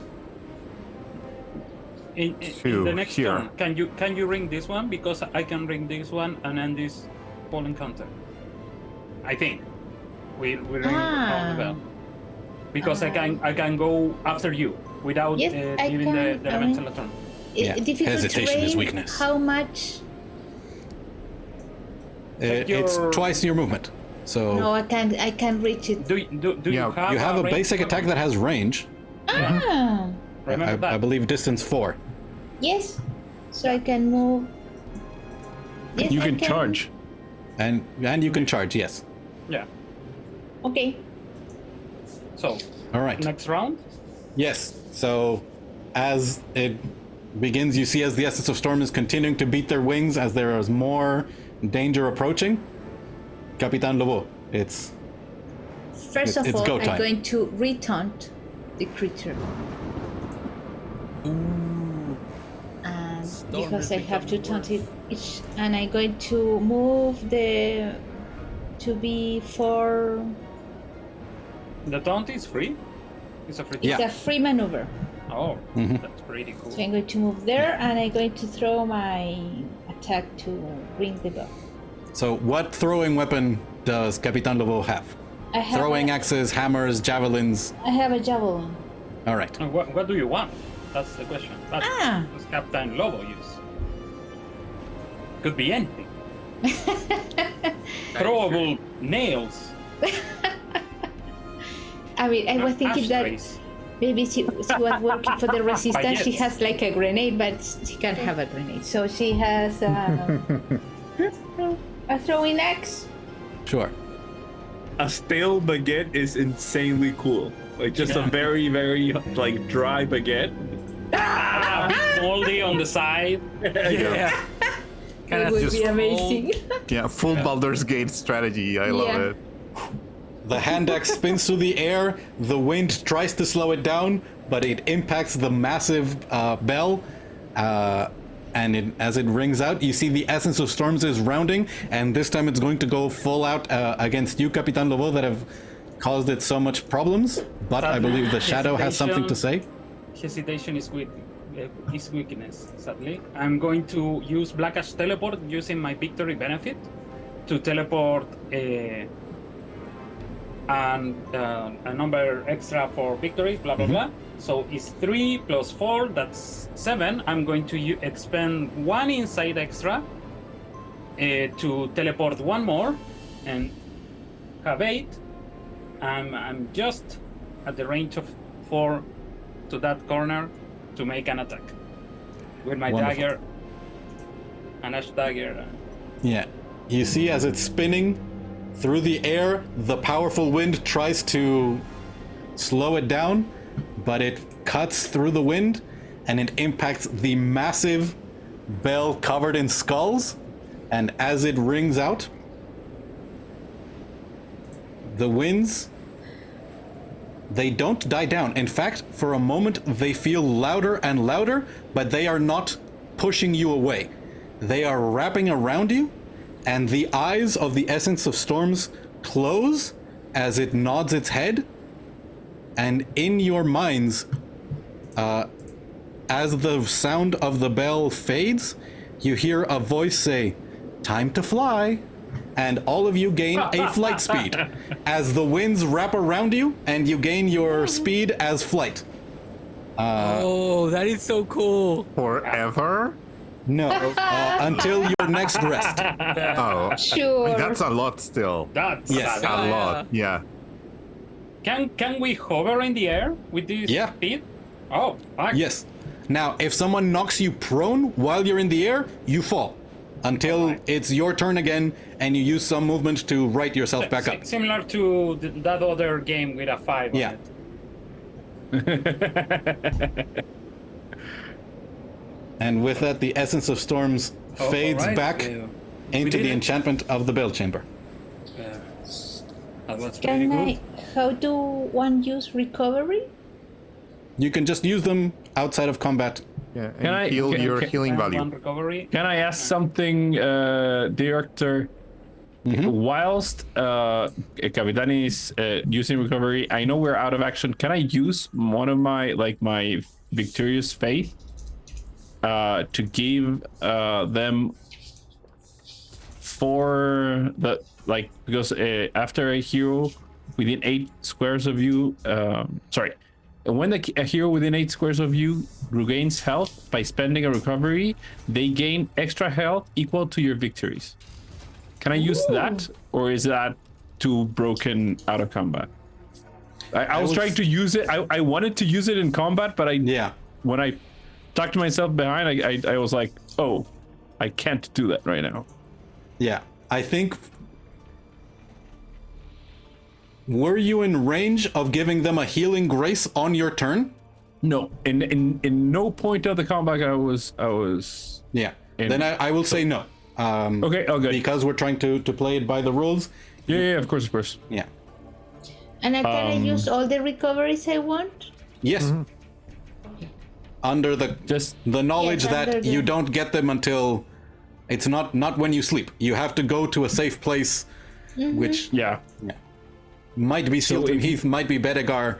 Kind of You don't know. Rivendell, you know? Once Yeah, we get to if- Rivendell, we get to rest. Yeah. If you are very low on health in a combat, if Okay. in the and you need to use recoveries, leave one recovery, like 1 or 2 recoveries, not touched. And if you use that in combat, I can give you 4 extra. Okay. Great. So just get. How is everyone doing recovery-wise? I'm interested in knowing. I have spent 3, if I remember correctly. 1 this session and 2 last session. But the boon of the angel. Yeah, the angel gave you 1 back. So I have spent 2, So, remaining 6. Yeah. I mean, also I have spent 2 Okay. right I now. have spent 1. And 2 really, but recovered 1 from the angel. Yeah. I have 11. Yeah, that is easier. How many do you have? I have 6. I have 9. I have 8. Yeah, I do Yours remember. are like super large. Like, Yeah. what is your healing value, Capitan? 20. Yeah. 20. Yeah. What? Yeah, you heal for a lot. Ridiculous. I mean, I have to. Yeah. Each recovery is like 20 hit points back. Ragosh, The how much? Capitan is I have Ragosh? And so, I have like 12 recoveries. And your I max? don't remember how many I used last session. I mean, you have... So I just wrote 9 like today because I used 1. So I'm at 9. All right. Well, we'll go back. If you get to like 3, let me know, and we might have to go back and rewatch the previous session to make sure. Yeah, Or because actually, Lucky could do that for us. That seems right. Having used 4 last session and gotten 1 back from the angel, that feels right. Now we give I another feel thing. pretty balanced that I can reduce so much the damage and escape, because I'm seeing that I don't have too much recoveries. I don't heal as much as you guys. Yeah. So yeah, balance. I will say it's very frustrating to try and hit the shadow in combat. yeah. It's like, don't. Yeah, especially like you have the tactician taunting you, so you're like, Yeah. Yeah. But it's very cool. All right. Director, how many yeah. victories? Sorry, how many victories are we at? You are now at 5 victories. Cool. Woo! Motherfucker, right up. Yes. A lot. So there is a ladder leading up on the west side. You see thin rafters very similar to the ones that you are standing on above you, but you can currently fly. You have no need of the ladder, so you are free to ascend as you are. I imagine Pulti's actually doing circles around the chamber right now. Ragosh is just glitching all over because he has no idea how to balance his huge enormous body. Like, what the hell is this madness? Kaya is probably just messing with Ragosh. Like, anytime he regains some sense of equilibrium, I'm going to just push him so he starts spinning again. You fucker, no! No! And with that, you continue to move up. And as you reach the open air of the loft, you see that the storm has indeed reached the tower in the time that you've been exploring it.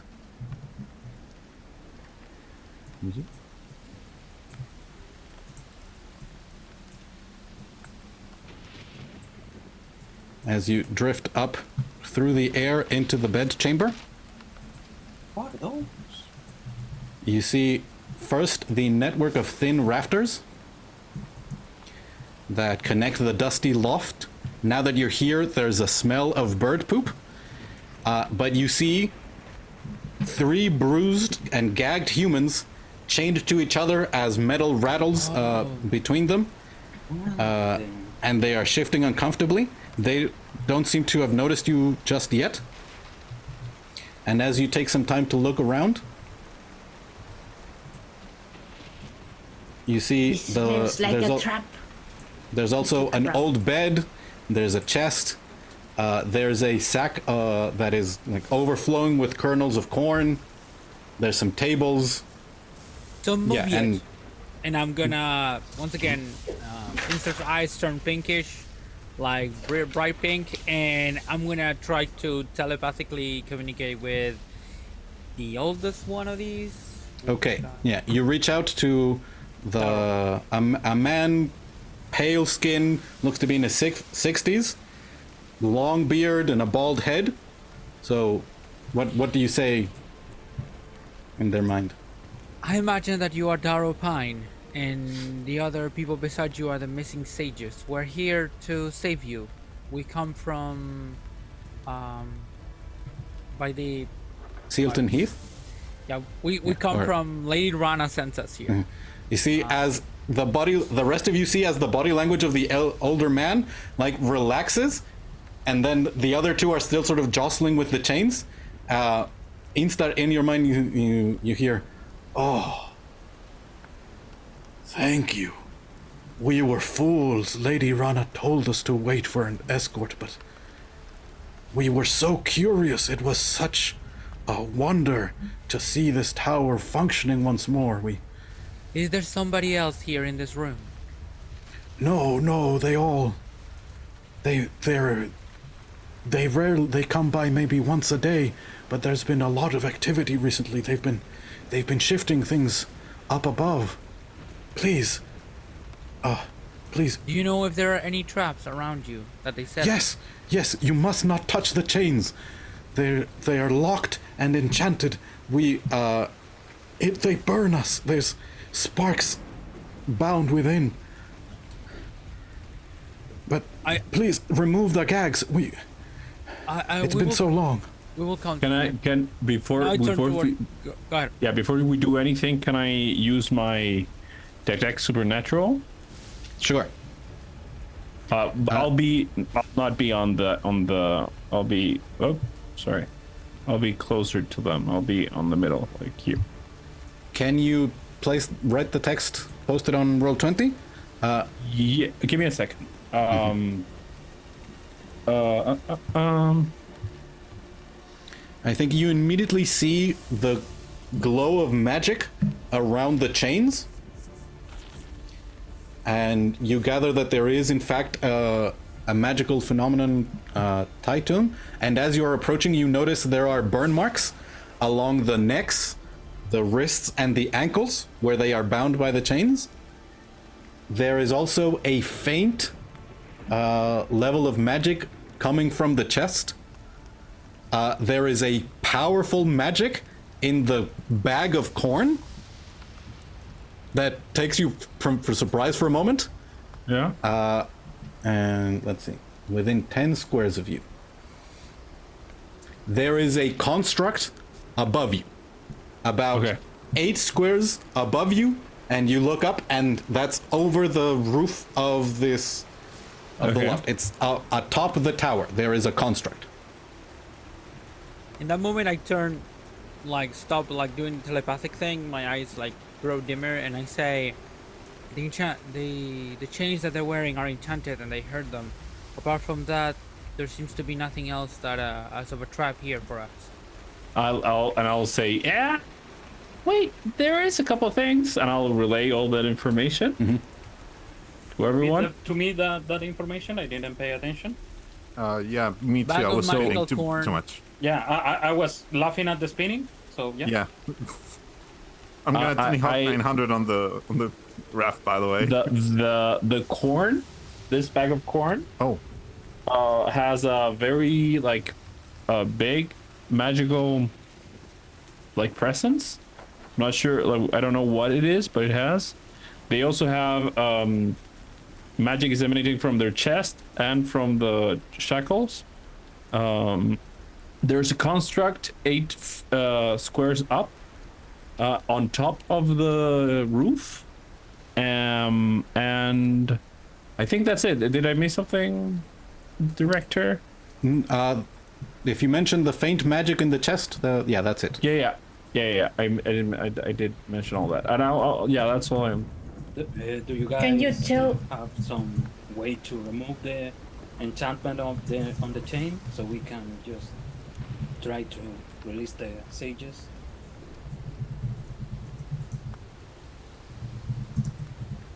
Since I have knowledge monsters, can I roll in order to know Debilidades. Sorry, I forgot the. Weaknesses. So Weaknesses. as you're floating around above the rafters, you notice the sound of creaking wood, and give me a notice test, an intuition notice test, as you're moving about. Me? Any of you that are out Not among the very good at- rafters. I'm not very good at noticing. Yeah, Okay. and as you're approaching the sages, particularly the two women who were not contacted telepathically, begin to, with gags in their mouths, going like, and you see as the older man he's sort of turning towards them, going like trying to make some sort of conciliatory noise, but they can't understand each other at the moment. Do I remove the gags or? Yes, please do. Be careful with a bag of corn.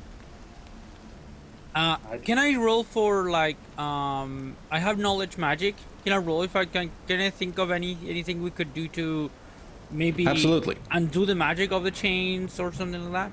Sure, give me a reason knowledge magic test. So you remove the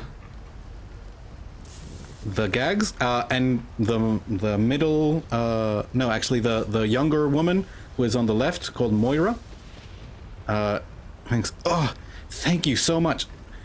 You wouldn't believe the things we've seen here. We're starving. Do you have any food? Don't touch the chains. They're trapped. There appears to be some kind of arcane, technological, lightning-based enchantment. And as right. she's going off, with a really fast pace, instead, you're looking at it. You can drain the magic.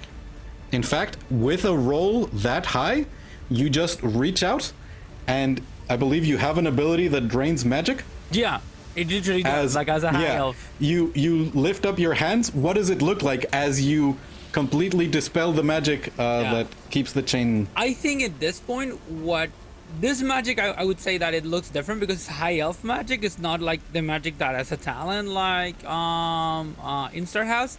So in this case, I'm gonna say that she speaks a language which is like a forbidden language, the language of the astral elves, of the celestial elves, like a couple of words in it. And as she speaks it, there is like the sounds that she makes sort of vibrate through the air. And when they reach the chains, they sort of like, they go very bright. And then all of a sudden, like all of that light like goes away, sort of like drained by some kind of void or something like that.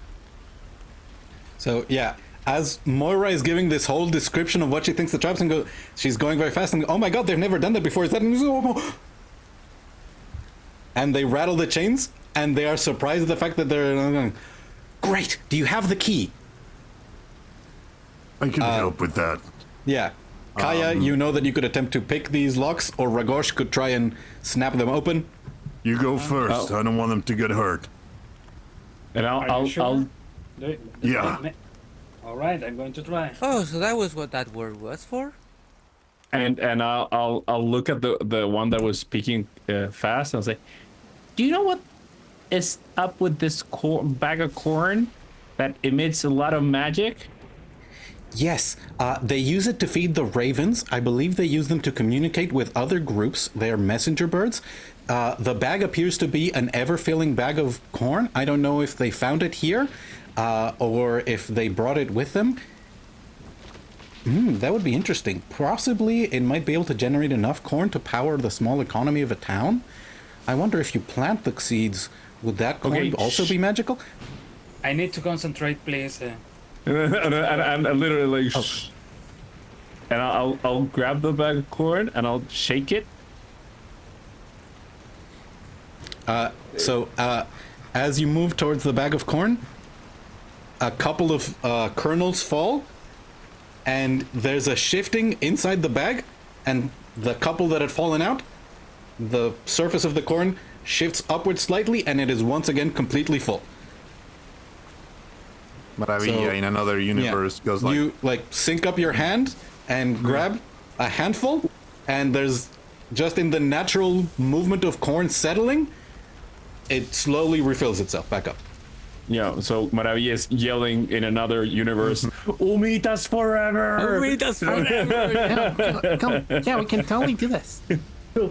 More like pastel de choclo because to me that's you need actually like the leaves from Yeah, I mean- from the corn. But yeah. Yeah.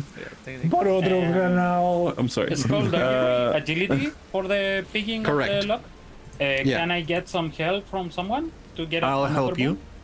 Yeah. Wonderful. So 2 boons on this roll. Ooh, not that good. Oh no, actually that 14 is fairly good in this system. As you carefully maneuver around the locks and open the many locks that are securing the chains around them, and now they are all the sages are free and they are rubbing at their burns and they are extremely thankful. Moira continues to be the one who does most of the talking, but you see as Darrow Pine sort of looks at Instar and nods at her, and you see the other woman called Willot Scareth, who is older in her 40s, seems very proud of Moira, and just seems to sort of nod along at what Moira is saying. And you earn a victory for freeing the sages. Hey. I have one more question for them, and I'll say, do you know you have some magic on your chest, right? You have like a faint thingy here.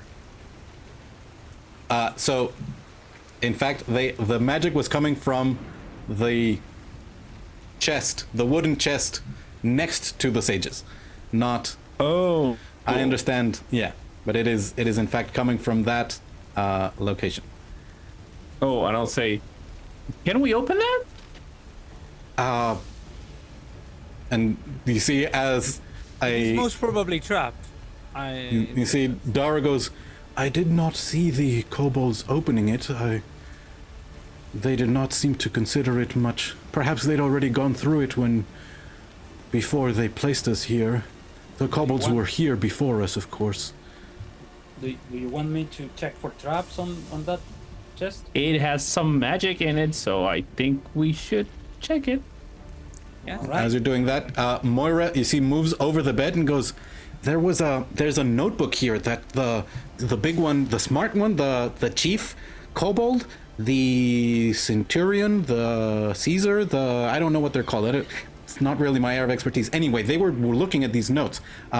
So go ahead and give me a reason notice test on as you look at the chest.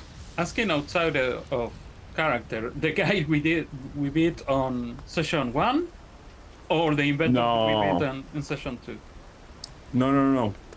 Someone bigger. Yeah, you heard Caloth mentioned a name of Octavia. Right. And you don't know if you've already defeated Octavia or not. I'm gonna float to go towards the bed to look at the notes. So, Kaya, give me the reason notice test as you examine the chest. Reason notice. All right. This is just a straight reason for me. 10. 10. You're looking around. You're remembering the traps that you saw. The drilled holes with the needles being sent, the massive furnace that had a fan spinning, even the magical effects coming from the clocks that definitely happened and slowed everybody in that fight. The magical essence of storms that was summoned. You're not seeing anything like that on this chest. There is no ornamentation. It is a plain wooden chest. It's not even locked. Like, I don't see any kind of mechanical traps. Maybe the magic is the trap. Hard to know, really. Can we Yeah, open it in a distance? And I'll look at his star. Just smiling. I can try. Yeah, but let's get the sages away from it. If That is a in good case idea. Explodes or something. get Maybe the these notebook. notes Get have the notebook. something. Or maybe these notes have something. Director, while they are looking through this stuff, I'm going to pay attention above us. Yeah. There's rain coming down. You hear thunder occasionally in the distance. It seems like it's gotten closer. You got the warning from Pulti that there is a powerful construct above you.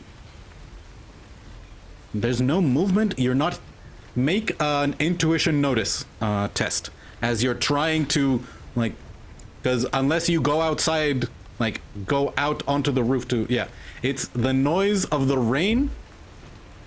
You're keeping a close eye on the windows. If anything moves on the windows, you'll react, but you can't. You're not hearing anything from the roof above you except the rain hitting the tiles. Okay. So, what's on the notebook? Yeah, the notebook, you see, it's full of schematics and drawings of all kinds of devices that, as you're going through it, it has the same writing as the note that you found inside the vault. And you gather this was Talia's notebook, maybe one of many. There are diagrams of the clock tower itself, and there are diagrams of these pairs of tubes with straps, and you recognize as some of the fluid within is the same as what's in the lighter that you found with the clockwork.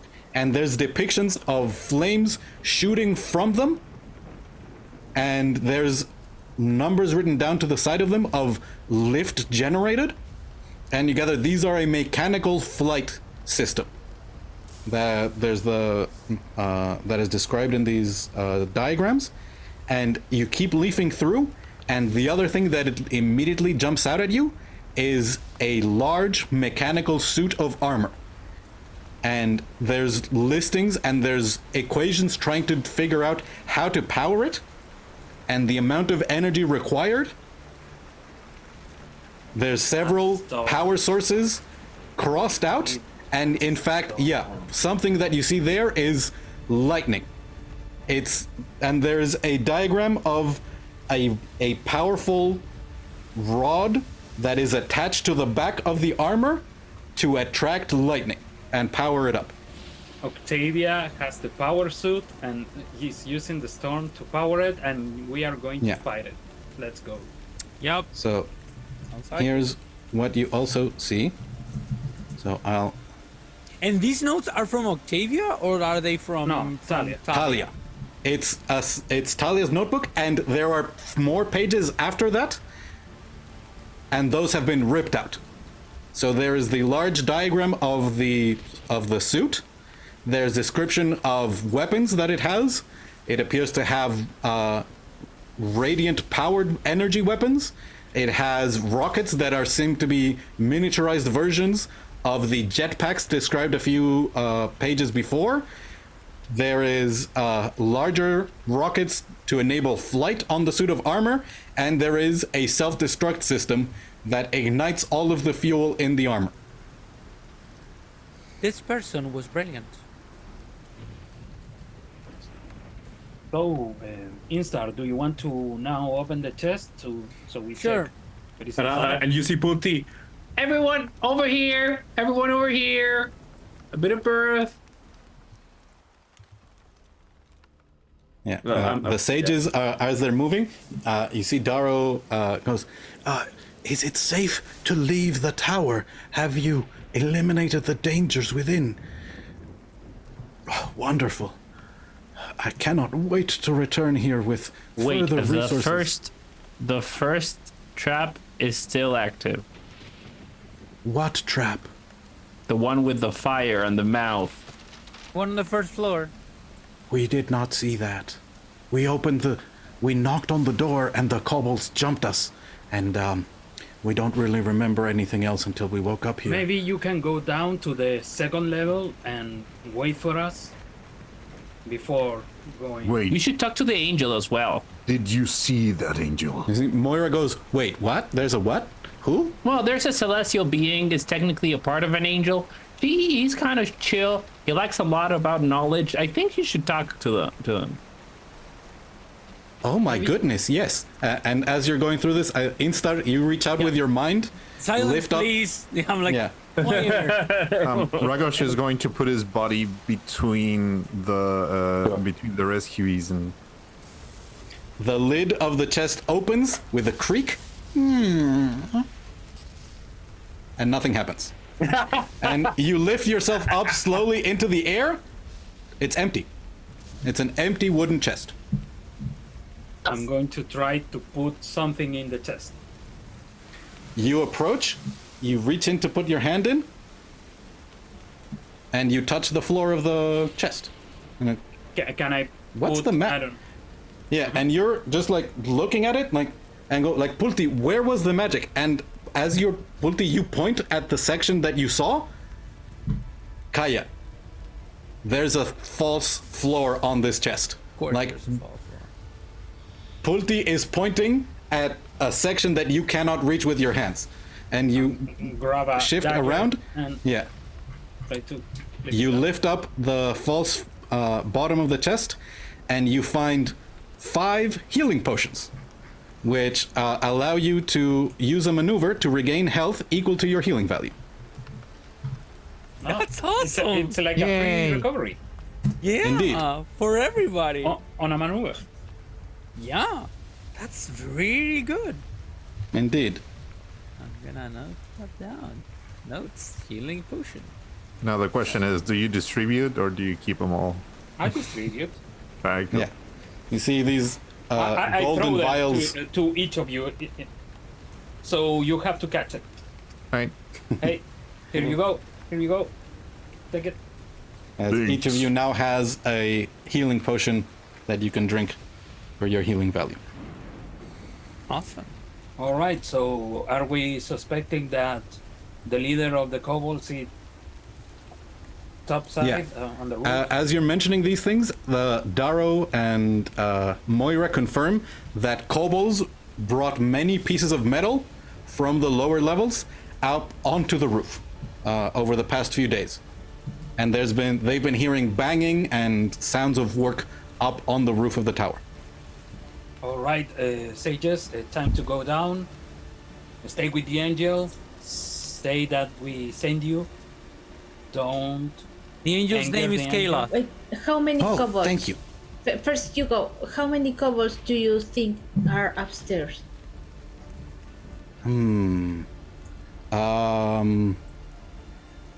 A dozen? No, less. Half a dozen. Maybe in between. Okay. Well, And I'm gonna be honest, it got a little hard to tell them apart, so unless they come up to us and try to poke at us or give us food, we tried not to look at them directly in the eye. They got annoyed. Originally they didn't gag us, but I kept asking questions, so, well, yeah. Okay, I'm going to gag you if you don't stop. Just okay, answers. Go down. Stay safe. We are going to deal with this problem. Director, can I roll? I mean, again, for monsters, in order to know some weaknesses of kobolds, maybe to. I don't know. Hitting hard. Yeah, so Kill there's them good. no clear, like, they are weak to fire, or they Like can't in- swim. In So, another versions of games that are weak to light. these do not appear to have any sensitivity to sunlight, and even if they did, even though it's the afternoon, looking outside, it's almost as dark as night. Just from the heavy storm clouds and rain that is coming down, you don't need an additional light source to see outside, but it is quite dark. I would say that just looking at the kobolds that we face, they seem to be pretty good when they are together, doing formations and shield walls. Maybe we can try to keep them apart, kill them quick, so they can benefit from that angle. Yeah. I like that. About the you- construct, As that the you sages saw- approach the rafters to get to where the ladder is going down, you see they sort of look down and say, we're not, this isn't, there's a could you lot. help us get down? All right, hop on my back, and I'll just offer it to. Sure. So as the rest of you are discussing tactics, Actually, no, I thought Wait, about and Ragosh goes like- yeah. so I On my think back, they jump, and Ragosh just drifts. Yeah. downwards.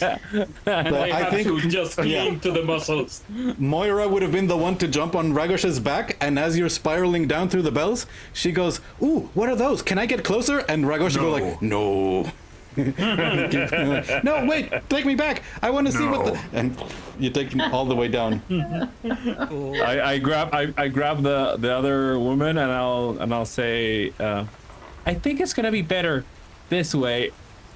Grab her and just jump down and just Mary Poppins style, but with my book open and the cards are flying around me. Oh, that's pretty. Yeah, as she's drifting down, you see as she sort of looks at Moira as she's like excitedly yammering about everything, and she turns to you and goes, "You know she was my star pupil?" They continue to drift down. And I'll say, I don't know if it's star, but I mean loud pupil. I'm proud of her. She'll do some great things here. And Daro is happy to wait for someone to come back or for someone to Yeah. take them. I don't have the mic to I carry thought that someone. Ragosh was going to take two.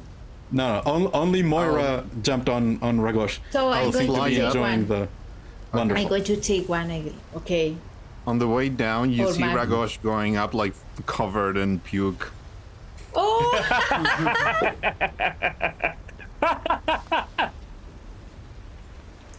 Okay, sure. Of course. Think positive, Ragosh. I will say Raining there's outside. probably a lot of corn in that. Hey, pretty sure. Oh no! By the way, for those watching, we have a technician here, and he just jumped out of the chair. We just kill a producer with that. Yes. Like our director just kill a producer.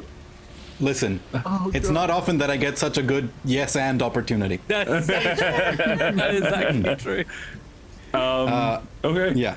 So with that, the rest of you manage to get back. Ragosh, you see as you approach the aviary, several ravens come stand on your shoulders and they begin to peck at you as they are picking things off your body.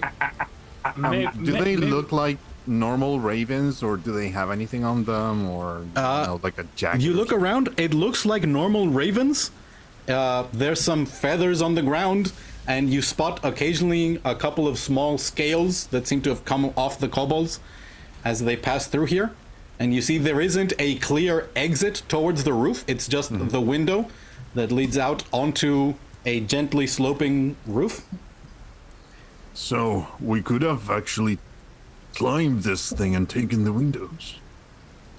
Interesting. It would have been a long climb. It's 30 squares, over 100 feet all the way up.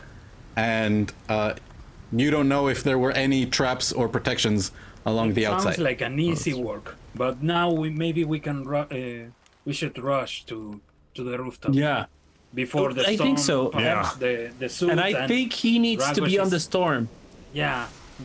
He So Ragosh, wait. Do we have a plan? Maybe some are going to. you tell focus? me, you are the Capitan.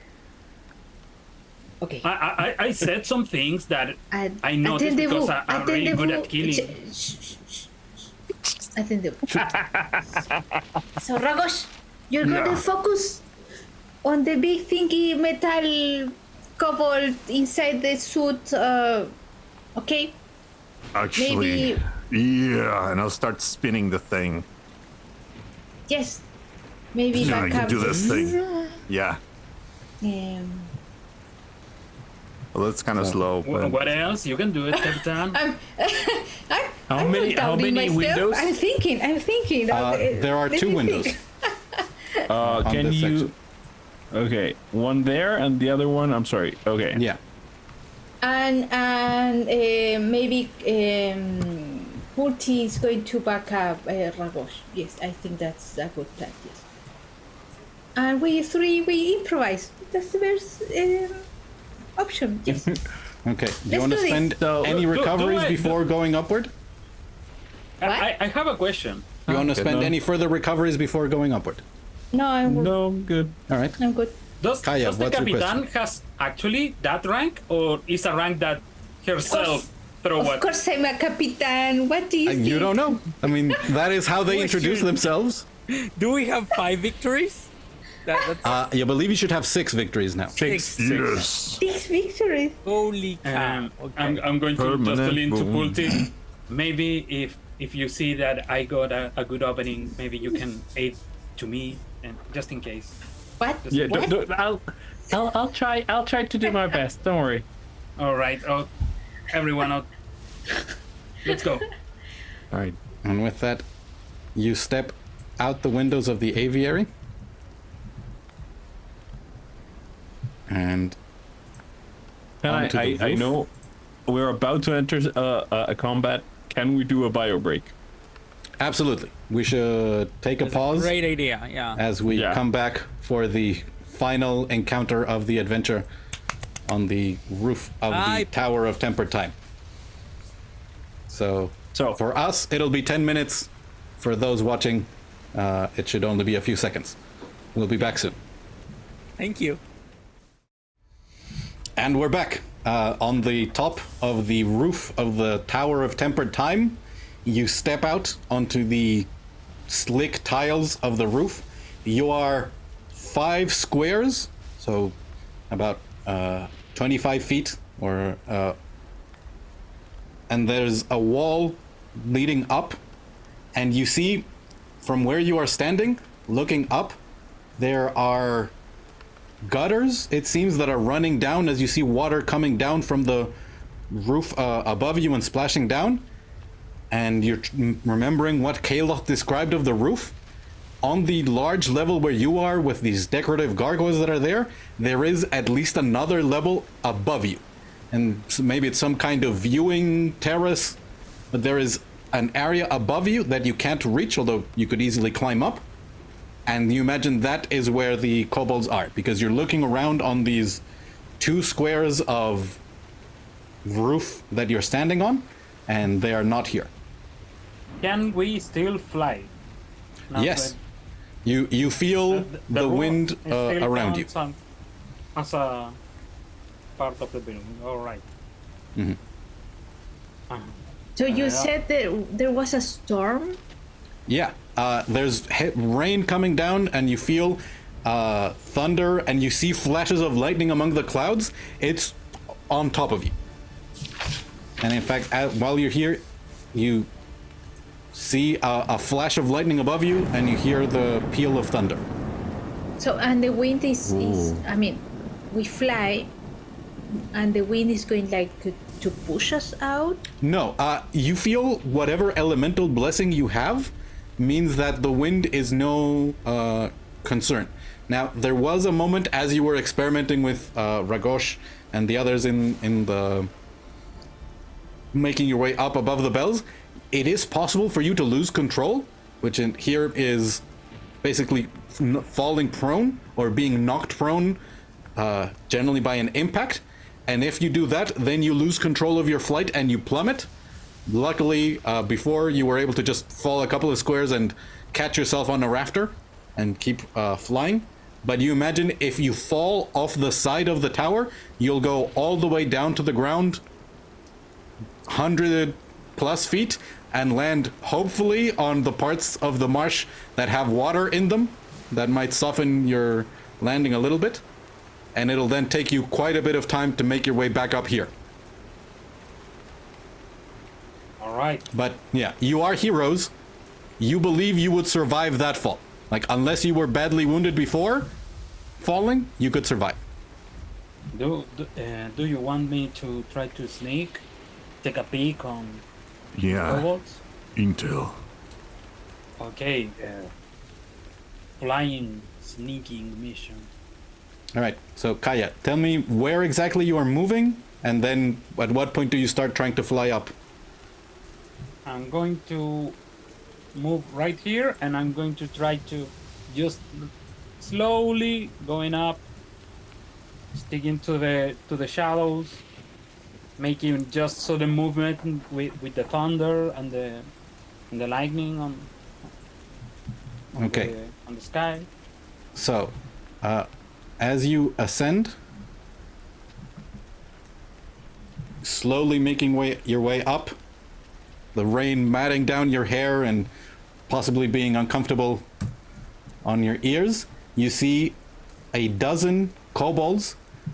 Several of them are wearing the cylindrical backpacks on that was described in the book, and they are all surrounding a massive 10-foot tall suit of mechanical armor.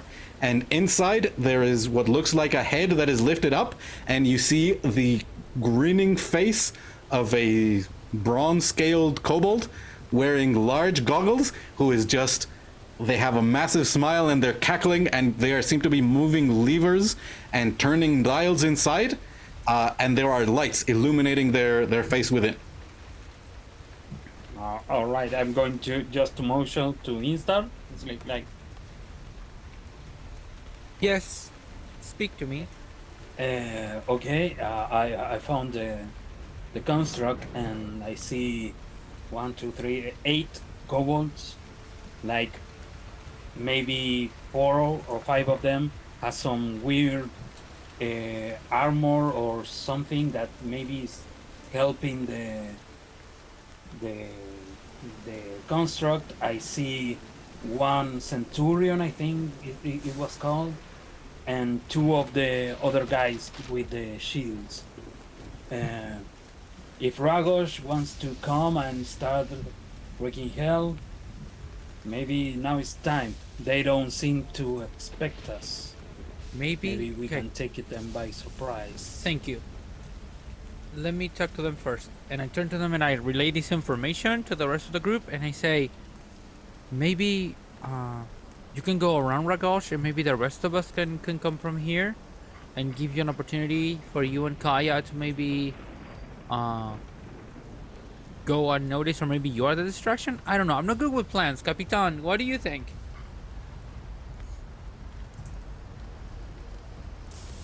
Capitan says, a very good plan, mon ami. Yes, sure.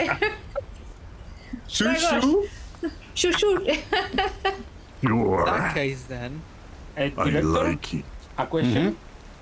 Does the big construct has the metal rod? Yes, on the you back? see the large metal rod sticking up into the sky. Does it seems like one can focus their attack on that part? It doesn't seem like it. In fact, you see, it seems like lightning has already struck the construct before. It's already energized. Yeah, you gather, perhaps it's not fully energized. They are, like, still moving things, but there's already light inside the armor. And how protected is the bronze kobold on the inside? Right now, you can see most of their upper chest and head, but there's above them what looks like a helmet that is lifted off, almost like the visor of a knight's helm, and you gather that is likely to come down and fully protect the kobold within. Like, All right. inside what was just the head of the mechanical armor fits most of the body of the kobold.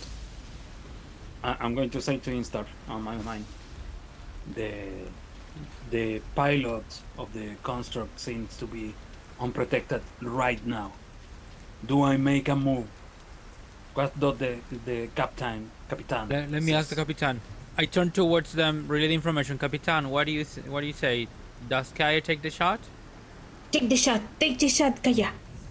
Kaya, take the shot. Are you guys in position? Okay, No. let's move then. Let's No, wait. wait. A few seconds. Let's count to 10, and I would like to ask for everybody to give me an agility stealth. yeah, Test? I was gonna say. I have Well, a boon for that. do we have a boon because we're flying? I'll say sure. Oh, that's great. boon Between is, the rain Arguing. and the flight, a So D4. I gave 3 boon. a boon is a d4. Yes. Okay. The shadow it's- is as hidden as could be. This is in agility, in my Yeah. case with a boon. Yeah. Come I'm on. gonna I say it type is difficult to one. do this. So it's So bad at 12. this.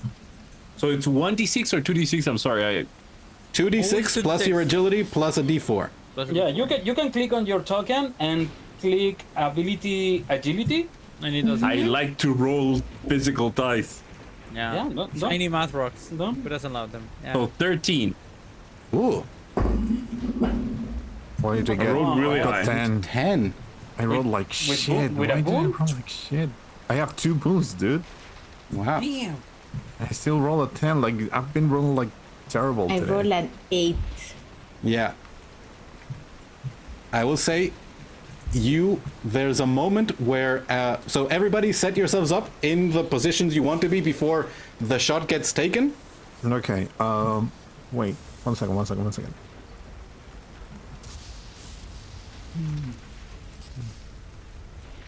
Okay. If I stay here, am I still like covered or? Yeah, because you can't see. You can't see over the rim. And I will say this little terrace area that's there is 1 square under the rest of the roof. So that there's some measure of cover there where you can stand up tall to see over it, but you can also crouch behind it. So right And get now a good look we're at all the figures. in the gray area is 1 square down. Yes, Right? all along. Oh, that changes things completely for me. Yeah, that is so good. Okay, cool. So as everybody gets into position, I would like one of you to roll a d6 for your initiative. So Captain, roll a d6. No, again, no, I've already rolled. No, I'm not rolling. no. Who Kaya, among because us- she's going to stay. He's going to take the. You are the Capitan. You are the No. Capitan. Come You- on. Let's finish this the way we started it. Yeah, Yes, come on, dude. Capitan, win one for us. Come on, this is the one I am that not matters. Capitan Kaya. She's not Capitan Pulti. What did you roll? 4. A 4. 4. That's super good. Yeah, I'm just good. That's Upper Wonderful. limit. Upper limit. So as you take a few moments to get everybody into position, you look around.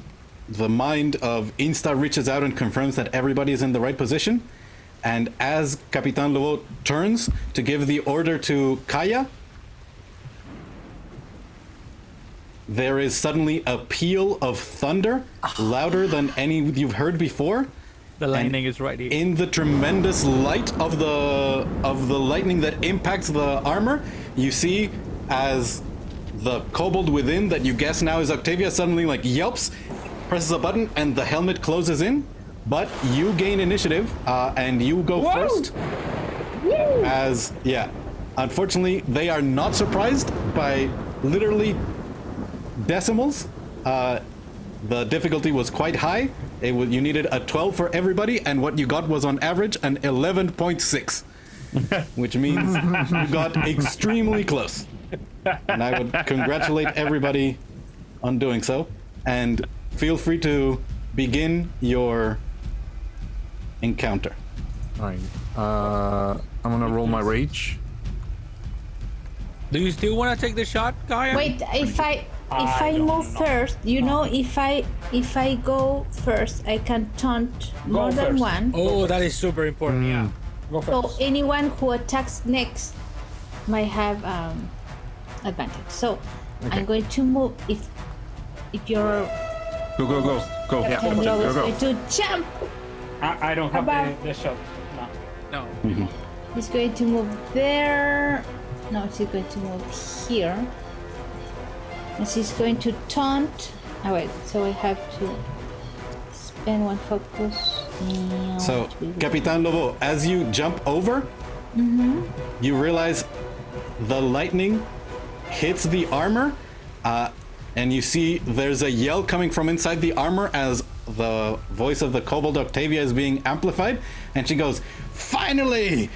Let's go lay waste to Sealton Heat!" And suddenly she sees and looks at you. The other kobolds aren't seeing you at the moment, and they're going, "Octavia! Octavia!" And you land right next to a legionary and one of the minions. And feel free to take your turn. So I'm going to.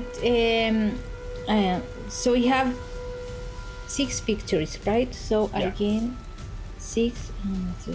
Okay. So I'm going to spend 2 focus.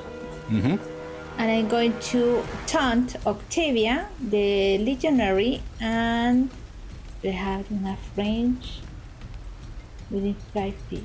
5 feet? 5 squares. 5 squares. Mhm. You target one additional creature within 5 feet of this ability. So it could be any of the Tyros or Octavia or the Legionary. Now I will say the minions, I mean you can taunt them, but they're... No, the 2 legionaries and Octavia. You would have to move to get within 5 squares of the other Legionary.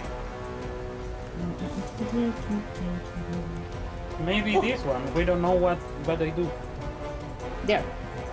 Okay.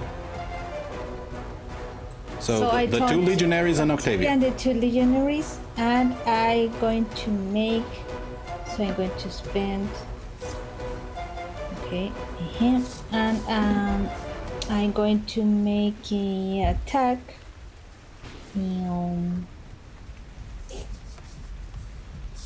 A position is right now.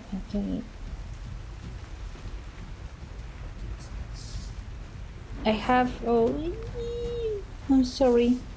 It's okay. Because position and strike, a hero within 10 squares of you can shift. So I'm going to yes, I'm going to position and strike. So I'm going to attack one of the legionary, and a hero within me 10 squares can shift 3 squares and I gain 1 focus. So someone can move 3 squares. Who would like to move 3 squares? Ragosh. But are you in, like, do you need range for that? 10 squares from me. Yeah, So 10 squares. You are within range, and Ragosh, you to can move get 3 closer. squares and Okay. and I Yeah, go ahead and roll your attack against the Legionary as is yelling, Octavia! Octavia! What? And you move in and swing your weapon. this is a position and strike. What is this? Position and strike. 11 Ooh. to the legionnaire and I gain 1. And that's my action. So Ragosh, you can move up to 3 squares. I'm going to move 3 squares up. Wonderful. And that is the turn of Capitan Lobo. Yeah. So you used your maneuver to move, your free maneuver to taunt, and then your action to do positioning strike. Okay, now, I believe now I would get a turn from the villains. So...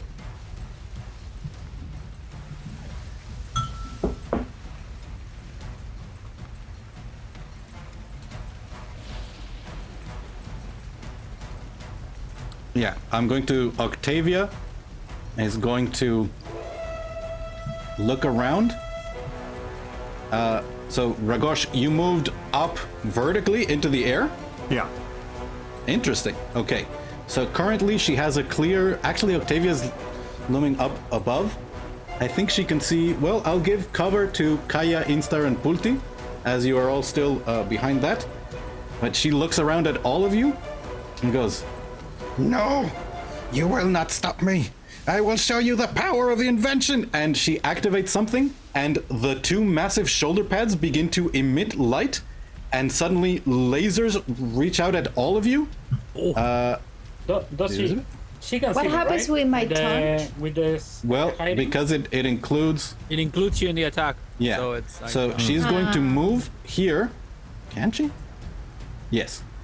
I believe it doesn't reach Instar. Instar is far enough away that it does not, as lasers spin from her shoulders and set out to Capitan Lobo, Kaya, Pulti, and Ragosh. So this is a targeting beam. I need everybody to make an agility, everybody except Instar, to make an agility resistance roll. Director, a question. Yeah. I know that we failed the group stealth check. Yes. Does she can see me anyway? With the Because she is so high up, yes, Yeah, she can see you. This is an agility. And also, you gather that maybe even if she can't see you, the armor can see you. All right. And that reminds me, Oh, interesting. She cannot we get go any Insta further? because it's 8 squares. Yes, where is it? Where is it, director? Where is it? Well, I'm missing. I know what The you're marker. looking for. You lost your dice? Oh no. No. I No. found the dice. No, he the- can't start working. We Yeah. can. Okay, we're gonna be picketing. We're gonna be picketing tomorrow outside Yeah. the director's house. Okay. 'Cause Okay. this Counter cannot stand. T7 Great. There you go. Yeah. as the laser blasts of the targeting beam reaches out for 2d6. Oh, terrible damage roll. That's great for you. So that is 9 damage to the 4 of you. But Pulti and Kaya have covers, and I believe that is 2 Banes. So those 9 damage are being reduced. Ah, geez, by 6.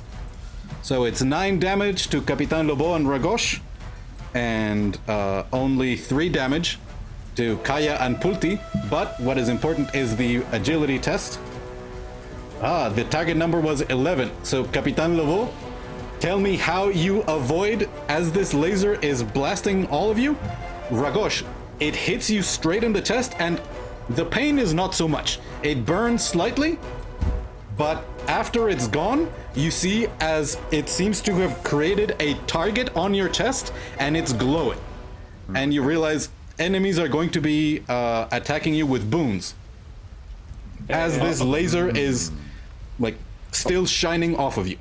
So, Yeah, Capitan just a Lobo, question. how do you avoid that? The agility Capitan. test was only for the ones without cover, right? No, also for Kaya and Pulti. Do we get something because of the cover? You took a 6 less damage. You only took 3 damage. I don't believe it helps you with the agility test. I'm Alright. going to check the cheat sheet. Cover. You suffer 2 Banes on attacks. Oh shoot, area of effect abilities and effects are unaffected. Oh. So never mind, you took the 9 damage. Right? Yeah, because it's a 5 burst. So All right. I want to use my triggered action to protect, it. in that case, Pulti. When I see that Pulti's about to take a lot of damage. And I'm gonna, because she's within my range, so I'm gonna use the psionic telekinetic shield. And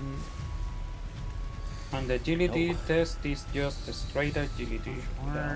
1d8 plus 3. And you so reduce the that target by number is 8. 11. It seems like only, oh, that's good. 8. So the 9 damage is reduced to 1 for Pulti. Great. Thanks. Right? What was Pulti's agility You are test? the next squishiest. Yeah, that's the problem. But, I have a question.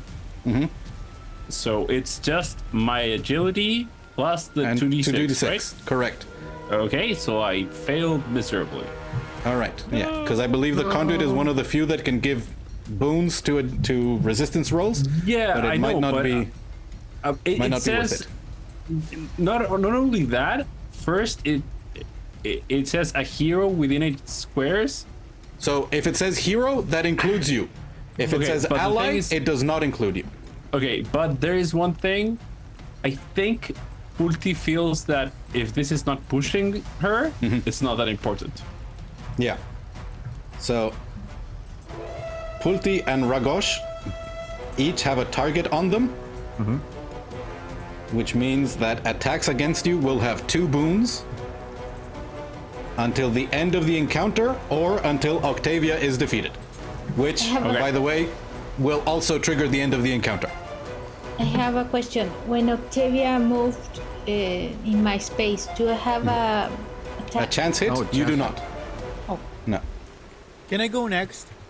Or Or do you want to go, Alright. Kaya? I actually I want to do something because we said that Ragosh wanted to go hit Octavia, I'm drailing Octavia. actually.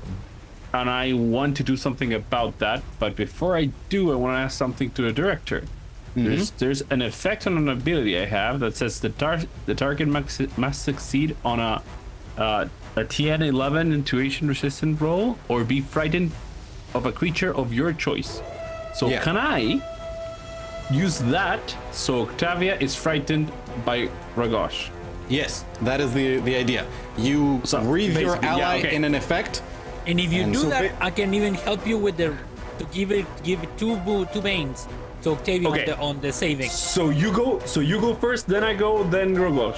No, That's what I'm saying? I don't need to go. Okay, go to It's a the- reaction, right? Okay. Okay. So what? I think So that I then can do I'm once per encounter. That's a trick. okay. Cool. So then you see Fulty basically getting the cards out, and this time she goes with all the one finger across all the cards, and she says, find bravery in stupidity or squeal. And you see as a second image of Ragosh comes outside of him screaming, going towards Octavia and shooting through his mouth a beam. And I'll use 2 wrath for terrifying smite. That's 2d6 plus 1d8 plus 3. Okay. Cool. So I roll a critical. Yes. Hey!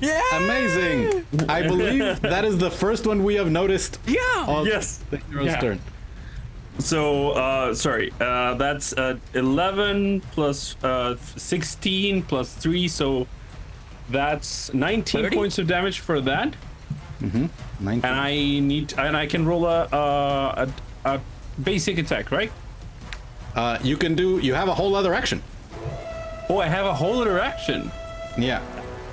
Shit. But Okay. now Octavia needs to do the saving. Sorry. Yeah. You said it was. You're right. You're right. Do that first. Do that first. So you said an intuition. Yeah. And I'm you gonna can do use the something now? draining. I'm gonna use the draining magic. So basically, So- I'm gonna take whatever resistance Octavia can have away, and that gives her 2 veins on the. All right. You roll the 2d4s and tell me how much lower that is. Awesome. Thank you. Oh, jeez. It's pretty bad. -4. That is the full amount that she rolled on her dice, so she fails. She got a 1 total. She ultra. So now Octavia is frightened by Ragosh. Ragosh. Yeah. Is that something only Octavia sees or everyone sees it? I imagine everyone sees that. I think everyone sees it, yeah, but the Cool, okay. supernatural effect is only on Octavia. Frightened. And yes, You get a boon against Octavia. That means Ragosh. yes, Yeah. When Get a boon. Yeah. yeah. When Ew. attacking You get a her. boon against I'm As gonna long be as she's trailing her. right. So yeah. And I'm gonna.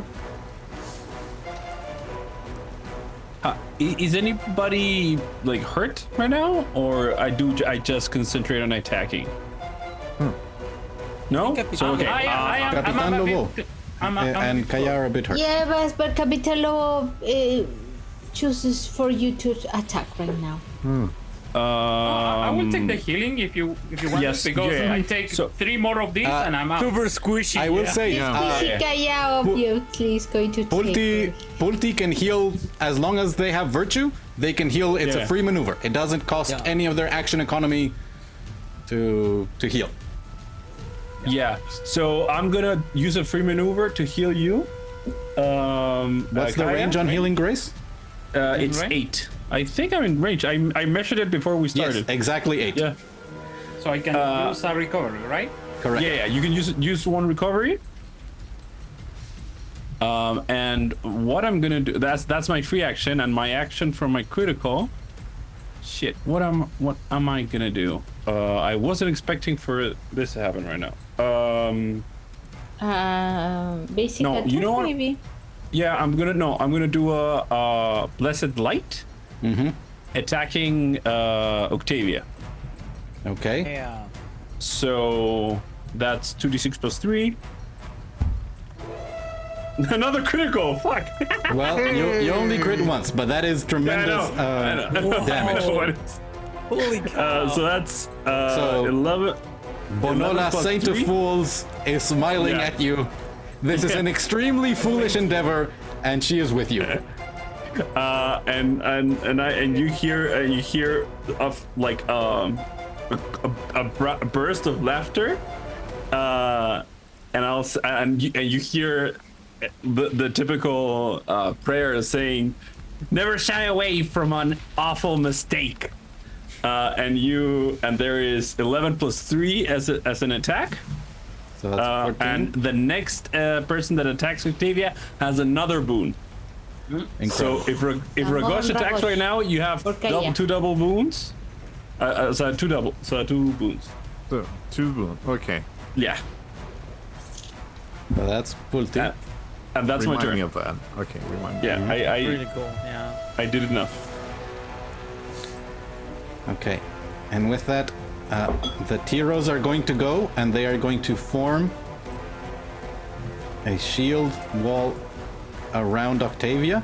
Wait, don't I get to attack the one who moved from me? It shifted. All it's doing is shifting, using one maneuver to shift, and then the other one is going to assist Octavia to give her a boon. And these two are going to, one is going to assist the other to attack you. And the others are going to defend. So there's two of the Kobold Tiros are attacking you. So that's 2d4 coming to Capitan Lobo.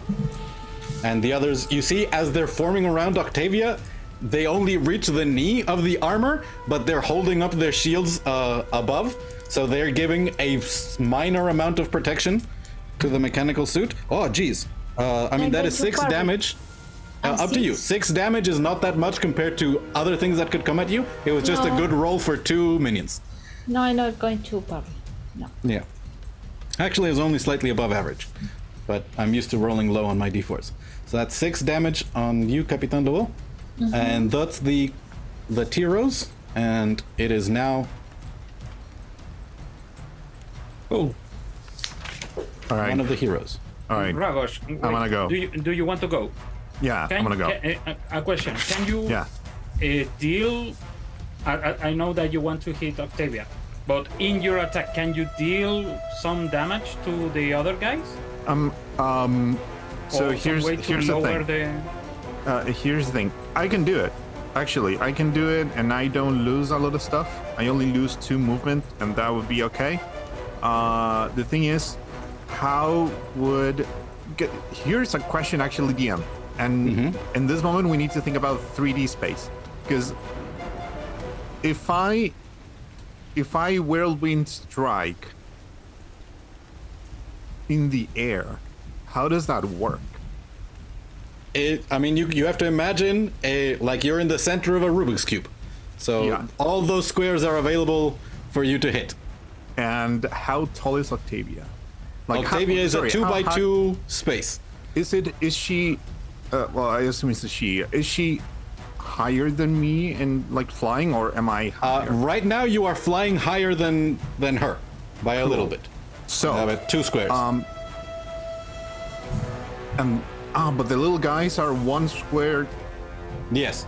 shorter. So it doesn't really there's work. a 2x2 square and a bunch of 1x1 squares of the kobolds around her. Yeah, so it doesn't really work the way I want it to. So what I can do, just to solve your question, I can get, actually I have, because I can move 9. I don't really have a best position. Like my best position would be here. Yeah. Like here or here. And in both cases, I only get Octavia and one of the little dudes, and it's not gonna be a lot of damage. Try to hit the big one. Go with your I'll try to get rid of the best move. It was just a question. I'm trying to line up a good assassinate. But that's a good question, because I thought it too, especially thinking about 3D space, like how does it work? But if it also works in that's actually really cool. Anyway, can you get, thinking on 3D movement? Can you get 1 square like one of these? Yeah, you can hover above the. Because you can hit that, do that, and Octavia. Would I get a chance hit from any of these dudes if I do that? No, it depends how much movement you have, but I believe you've been hit this turn, so you have. I wanna hover over this guy right here. You can make it. Staying above the Tiro and the Legionary, and you enter the reach of Octavia, but you don't leave it. So you can go like up and over, and then explode in a whirlwind as So- your So- drill I'm gonna do spear. that. So Capitan Lobo is going to give you her victory's plan and give you 6 extra damage. Damage on this one. Okay, so let me. Okay, I need to take a lot of notes because it's a lot of things that I'm counting. So I'm gonna count anything that you guys want to give me first. So Captain Love is giving me 6 damage You Yes. already have a Yeah. wound because of the fear. On Yeah, Octavia. on Octavia. Okay, so And you plus- have another boon 1d4. against Octavia, so there's 2 Okay, boons so there's against 2 Octavia boons. plus. Yeah. I have another boon from my Your rage. so that'll be 3. Are there any other boons that I'm getting? Yes, I am gonna trigger my holy infusion. Fools find. Trigger action. Fool finds their own way, and you will get a 2 more boons on top of that. That's fine. But that's on the attack, not only on Octavia. Yeah. Ah, yeah, no, so one- that's important. So Yeah. the 2 boons that are only on Octavia, roll those separately. Roll Yes, the one that is there's going ano- to yeah. hit There are everybody 2 extra boons that hits Octavia. everyone. Yes. 2 extra boons on Octavia. Okay, so that'll be 3d4 plus 2d4 that I'm going to roll separately. Yeah. And what else am I not considering here? Do. 6, I mean, the 9, 2 damage from your magic weapon. And the extra. Yeah, six, that's true. That's 6, but mine is going to. This says to the damage. I mean, it's to everyone who you Yeah. attack. Yeah. So And the roll. +6 is to everyone. Yeah. Okay, so just to count again, because I am also going to use my victorious anger on this lady, so I'm going to add 6 damage. Also. Okay. So I So I have believe you are doing whatever the damage of the ability is, plus 12, because you have 6 and 6. Plus 2 boons Plus- against everybody. that. Yeah. And then there are 3 boons against Octavia alone. Specifically, yeah. Yeah. Yeah. So the way it looks, I'm gonna fly up in that direction, and Octavia, what I imagine she sees is the ghost and actually me, but I just go past her because I'm still like trying to manage it. I think I'm getting a hang of this, and I'm going to go around with the drill, and I'm going to try to. How do you call that thing that the Native Americans did to? Like, I'm going to try to scalp all of these little guys, and then at the end, I'm going to drill 5 feet. Is that correct? 5 feet. So Octavia's armor is not a mundane material, but you are attempting to drill through her will armor. attempt. But the weapon is a magic weapon. Yes, but it that says- means it that says it drills specifically- very easily through non-magical materials. That's like specifically stone that it's or mundane. brick. Yeah. But Yeah. for Garrosh, every material is mundane. So, Ragosh. so I'm gonna Yes. roll. Let's see. Sorry that it's taking a lot of time. It's all right. but, This is an epic 6. final fight at the end of an adventure with 6 victories. It's very much piling everything on, and it's the first time doing this. Where? Plus 6. Fair as well. Plus, actually, that would be plus 18. 6 from the attack, Yeah. 6 from my victorious rage, 6 from Lobo, plus 3d4, right? If it's against Yeah. everybody, it's only 2d4. Yeah, 2d4 against everybody. Oh no, yeah, 2d4 and a against- third one for your fury. Never mind. So yeah. Yeah, that's what I meant. So I'm gonna roll that, and then I'm going to roll the Yeah, extra. and also an additional 2 for the magic weapon, I believe. That's true. Thank you for that. So it'll be 2d6 plus 20. Yeah. that's gonna be, and that's gonna hit. That's gonna hit this. I mean, I don't think it's possible for the it's literally not mathematically possible for the Tyros to survive. Yeah. So feel free to describe as it goes through everybody, and just roll to see how much it hits Octavia. Okay, so that's gonna be 33 damage on Plus- everybody. Plus Plus- 2d4. 2d4. Ooh. 41? 41 So it's Octavia.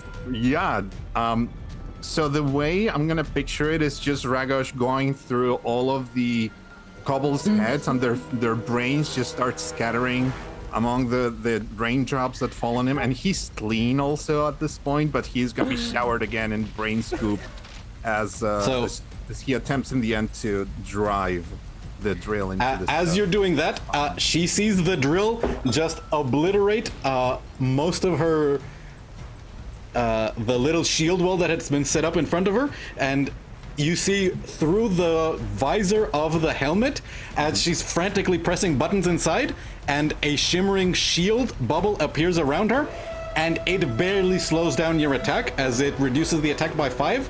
But there is a spark that slides onto you, and as your drill makes contact, I need you to make a resistance roll, a might resistance roll. The target number is 11. Wait, where am I? Yeah, Where am I? you're gone. Where's my token? I think you're taking God. It's behind the Octavia? No. One of the- It's below one of Here. the There. No. Can you see yourself? no. No, I don't see No. myself. What? Yeah, I know. Oh, you disappeared behind Octavia? No. No. But then No, I was Where's right Ragosh? Where's No, Ragosh? Yeah. Estamos jugando. We're playing Pepito Pagadole. You not even on the. You're not even on the initiative tracker. Hold on. Yeah, you got deleted. What is your? Do you remember your hit Here. points? Deleted. There he is. Like let's He appeared? They're 30. here. Here. So I'm 40. I'm 49. I was at 48, Okay. and I lost some other two. So let's say 35.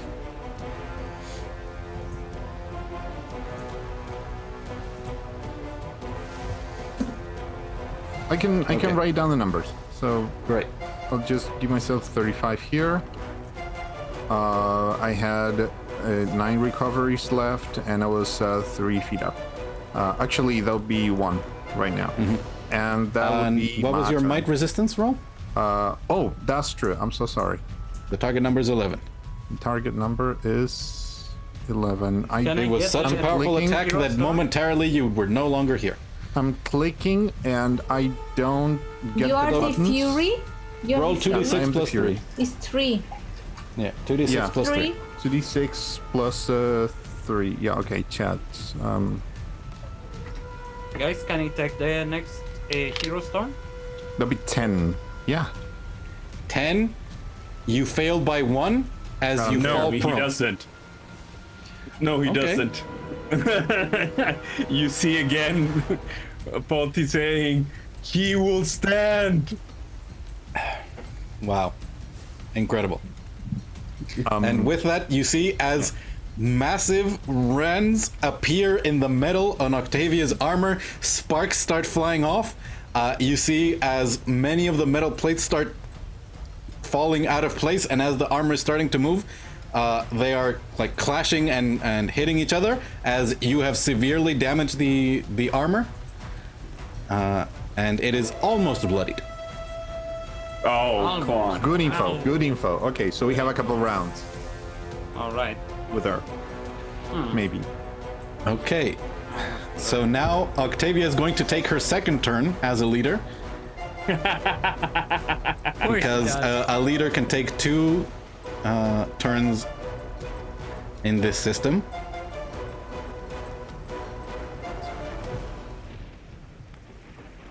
Now, what is the exact effect of taunt? Can't willingly move further away from the creature who taunted you. Okay, so that means she is going to stay within 1 of Capitan Lobo.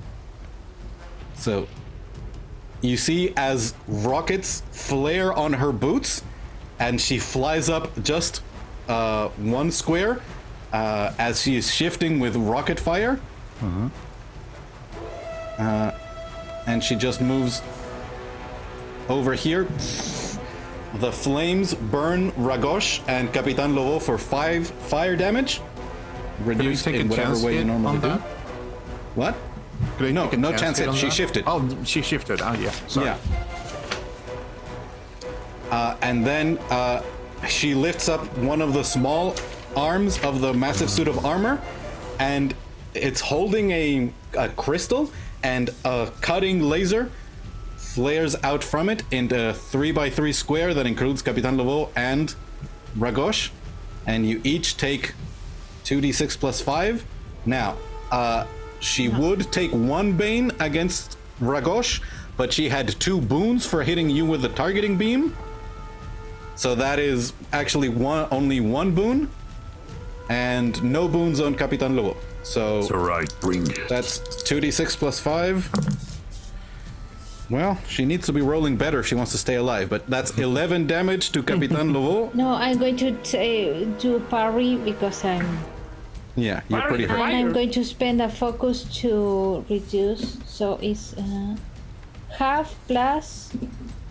Ooh. So that 11 is reduced to 5. Plus 9, so it's 0. Yeah, completely negated as you turtle up behind your shield, and these lasers set to cut metal bounce off, and you hear the sizzle as the water, the rain that is hitting your shield, is completely evaporated, and you feel heat go through the metal of your shield onto the gauntlet of your armor. And then the laser keeps moving, cuts over the tiles. There's a cloud of steam that you see, and then it hits Ragosh for 13 damage, Right. which you can reduce with your it rage. to 10. Yeah. Yeah, and that is her turn. I'm Yes, almost bloodied in Do you case have it's. do you have something to do? What do you mean? Like, do you have a turn? You can go. Didn't you want to go? Yeah, but things.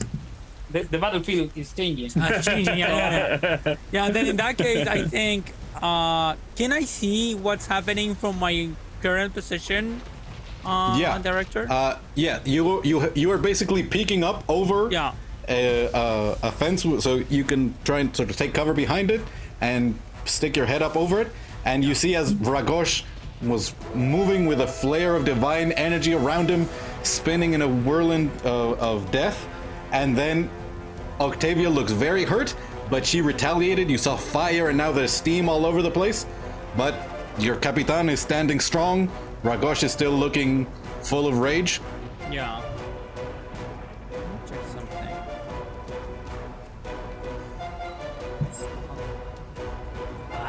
Not really.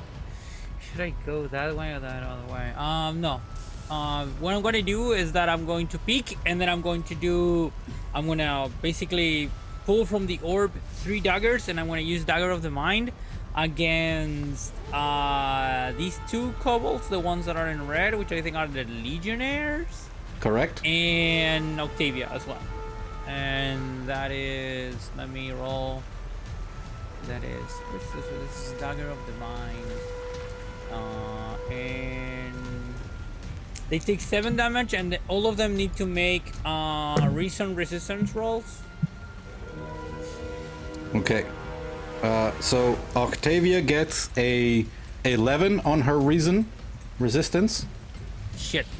The bad. first legionary, as you see, they are standing within 5 squares of Octavia, and are boosted by the commander. As you see, your scintillating dagger lashes out, and Octavia goes, "Ah! You're better than this!" And she yells at her legionaries, and they get a boon on this resistance test. But that's still not going to be enough for the first one, with only a 5 on the dice. So that one is dazed. Yeah. So the first one is dazed, and then they're also that's dazed and taunted. That's not a good time for. The other one might be doing better with no 8 total. I believe is not enough. Yes. There you go. So both legionaries are dazed. They stay confused for so long. It's not true. Yeah. And with my maneuver, I'm gonna see like the last minion standing, and I'm just gonna use my telekinesis and grab it and throw it off the roof. Because I'm gonna use the victory benefit that I can move someone extra spaces. So I'm gonna throw them seven squares more. So it's like 10 away. So I grab it and throw it off the roof. Wow. Good. Okay, wonderful. Cool. And goes off. Now Oh, I will say, yeah. yeah, does telekinesis knock them prone? It says I'm gonna throw it in the chat actually, so you can read it too. Yeah, I don't. It says, if you end this full movement within the target midair, you can choose to let them fall or let them hanging while you So- when you want them to discover. Yeah. You let them fall, and you Yeah, hear, of course. and then they come rising back up in a column of steam as their jetpack brings them back up to the. Yeah, all the kobolds here have jetpacks. And didn't know if that. you had not completed the puzzle of the bells, one option is to defeat a kobold and pick up the jetpack and try and use that to fly around. Oh, that's cool. Yeah. I didn't realize But that. you got the Tiro way out of the way. And you see as the two legionaries clutch their heads, and you hear Octavia's voice go, "Ah, why did I bring you instead of the Adeptus?" And with that 7 Oh, I need to damage roll of my- the psychic Yeah, I need to roll my. dagger, you see as Oh, sparks fly off the suit, and Octavia is bloodied. I have 2 strain. Because As some lights begin to dim on the suit of battle armor. that was my turn. Yep. So, Good unless turn. hesitation is weakness, the Kobold Velis is going to rush at Instar and go. And is going to bury the point in you as they stab right down with their. Bad kobold. Yeah. And hopefully, finally, one of you fails this agility resistance test. Okay. Oh, not wow. worried, I That was got it. nearly a crit. Oof. You take 18 damage. Wow. Yeah, And I think I failed my agility roll. correct. You remember when this happened to you just maybe 15 minutes ago? As the shield came up and you managed to move out of the way and only suffered a slash. This time, the lance embeds itself into your shoulder and there's a twist and it pulls back and you feel as a point of metal is still in your shoulder. Oh, no. So you take 18 points of damage Yeah. and you are bleeding. You take ongoing 4 damage until you regain health. Now, the good news is you can regain health as a maneuver with the potion that you brought. Oh, But yeah, I was gonna ask that. What is the? it's a maneuver to drink the a healing maneuver potion. to drink. Okay, cool. So that was, It they is. moved 4, then because they have shifty feet, they move another 2 squares there, and then they are going to keep moving. Does that green kobold have the jetpack as well? Yes, Okay. all the kobolds here on the roof have it. And it's going to end its turn there.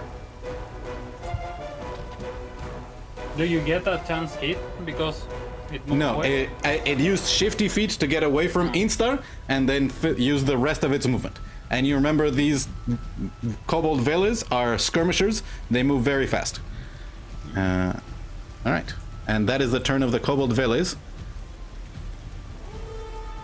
And I believe Only Kaya and Pulti left. only Kaya remains. Can someone of you give me a boon on this attack? Not really. I don't give a lot of boons. No, I really, spent sorry. everything. No, Yeah. I'm out of everything Yeah, Yeah. for this round. Next round, I can give more boons. me too. I don't like it. Whatever. I'm going to use my maneuver to move, and I'm going to use assassinate on Octavia. Yeah. Here you go. Here you So go. just straight roll. Not a lot, and then I'm That- going to move. That's not a lot. That's a lot of damage, talking though. about? What are you talking about? For assassinate, it doesn't feel like a lot. I get it. Yeah. Do you get anything because she's bloody? Do you have any victorious benefits that you can use to add damage or something? Yeah, I'm going to use my victorious benefit to add 6 more damage to that, so 30. Wonderful. So what does it look like? Octavia was bloodied. This is taking her down to 1/4 of her health. So tell me what it looks like as she has remaneuvered and is trying to keep the Ragosh and Capitan Lobo in front of her and seems to have forgotten about Kaya. And- I'm doing a cartwheel to just leap on side, o sea, on the roof, throw a dagger. I'm aiming to Octavia, like inside the suit. I'm not striking like to any particular point. It's like trying to get in the cockpit. And I'm going to move right there. And I don't think I need to actually. That was one, and I can move 9. No. Okay. Well, I'm going to move this way. What is Hey, Ragosh? What is your That was distance for a basic attack? 4. Oh, But that's a basic attack. So And I have for- something that is a little bit better. yeah, but I have another thing. And for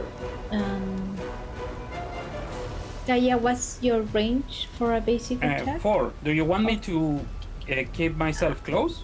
No, it You can might tell be me. Ragosh or you. You can tell me. I can stay right there. It's 4. I mean, if can you keep let me myself go, there. this is the next turn. Yeah, this is They- the Polty next- hasn't they're- gone. Or Who? did you? No, Polty already. Yeah, I Yeah, was the Polty second already one. went. Oh yeah, Yeah. you did the crit and She everything. went sorry. twice actually. Yeah. Yeah, I did a lot of shit this round. Yeah, a lot of things. So do you want to go first, Captain? When it's our turn? Yeah, because I'm going Well- to taunt. Before that happens, I'm afraid there are still kobolds There's remaining, 3 dudes. Yeah. as being dazed means they can take an action or a maneuver. Luckily, there is one action that is a charge, which Oh, allows them to no. move and make a basic attack. Asshole. As the legionaries stumble forward, dazed, and all they can focus on is Capitan Lobo, and they stab out with their gladius. They still have shifty feet, right? The legionaries do not have shifty feet. Okay, so could I chance hit so- this guy? You should. They have not left. That one did not leave your range. It Oh, passed okay. under you, and it stops right in front of you. Okay, so could I strike back at him with a triggered action Yes. then? Okay, Yes, you so can. 1d8 plus 3. And does the strike back have the weapon keyword? It says keywords nothing. Oh, okay. I can just punch the shit Yeah. out of him. 7 damage. So 7 damage. You kick at the head as it's running past, as this one does 9 damage to Capitan Lobo, and that's the end of its turn. The other one does the same thing as they sort of crash into each other and stab out with the gladius, and things are getting dire for your Capitan. Oh, Yeah. terrible roll on this one. Only 7 damage, but that is still got quite a bit, as your dwarf tactician is bloodied and actually is approaching quarter health. But that is the 2 legionaries. Doesn't matter. So I'm going to, first of all, going to use taunt on Hold up. Octavia. It's the kobold Tiro No! who rushes at Kaya and goes "Yeah," and tries to stab at you with a single D4. He already What? moved. He did the shield wall, right? He did do the shield wall. You are correct. Yeah. Never mind. Go away. The kobold Tiro, you get a premonition that that's what they're going to do in the next round. Next exchange, yeah. And now it is finally moving the combat initiative tracker all the way up to the top. It is your turn. Capitan Lobo. Capitan. Captain Lowe, can I ask you something? Do you want to be healed first, or do you want to go? If you have enough focus, Capitan take Lobo the can monsters heal away. herself. Okay, I'm just saying. I mean, I have focus, but I wanted to... Wait, it says... With Inspiring Strike, I believe you can heal yourself, and then you could take your healing potion and heal yourself again. And then, and when I go, you can heal again. At which point, yeah, you would have gone over your max hit points. Yes, I wanted to use hammer and anvil, but... You can do that. You could do Hammer and Anvil if someone is within range for a basic attack, and then Actually, you- use your maneuver yeah. to drink your healing potion. And then Yeah. I can heal you, and then you're good. Yeah, Or I could that's- heal Ragosh. I don't know which one is going to be worst. No, go for Lobo. Wait, first Okay. of all, wait, I'm going to use. Wait, what did you say? I can use a maneuver? To drink your healing potion. Drink your Yeah. potion. So a free maneuver, I can still use it. Correct. You can taunt with your free maneuver. Now, So first, yeah, I will say, if you taunt, that means you're going to be getting more attacks this round. So, I mean, that's my Yeah. role. So I'm going to Oh. taunt Octavia. Yay! I'm going to hammer an anvil and give Kaya another A basic attack. a basic attack. Do I So get this is something says- for this, or just a basic No, attack? the target must be within. No, but it says 2d6 plus 5, but that's for me. yes, Damage? you attack and Kaya attacks. The difference with Seize the Opening, in Seize the Opening, only the other ally attacks. And at this point, you're getting 2 attacks on Octavia. So, here's what I'm going to describe. As Octavia, you see a dagger comes flying out of the darkness. It clangs against the cables behind her in the suit, and suddenly you hear a growl of pain as somehow the dagger found its way to the kobold within, and she yells, "Kill them!" Capitan Lobo, you lower your shield that is steaming from the laser. The legionaries rush up behind you, and you feel the 2 stabs coming in, but you know the danger is the huge, massive suit. What do you say to taunt what you know is the leader of the kobolds? I will say, you know these kobolds are a very well-disciplined group of warriors, but she's not a military leader. She's an inventor. She's an artificer. She creates weapons, but you're getting the feeling she doesn't know how to use them. Yeah, I I still have my nails hanging from my mouth, and I take a smoke and say, "You weak lizard, you hid behind this construction. You're nothing." Okay, that is very much something that would taunt Octavia. And now go ahead and take Wait, your... what? Yeah, Hammer and anvil. Only 10. 10 damage.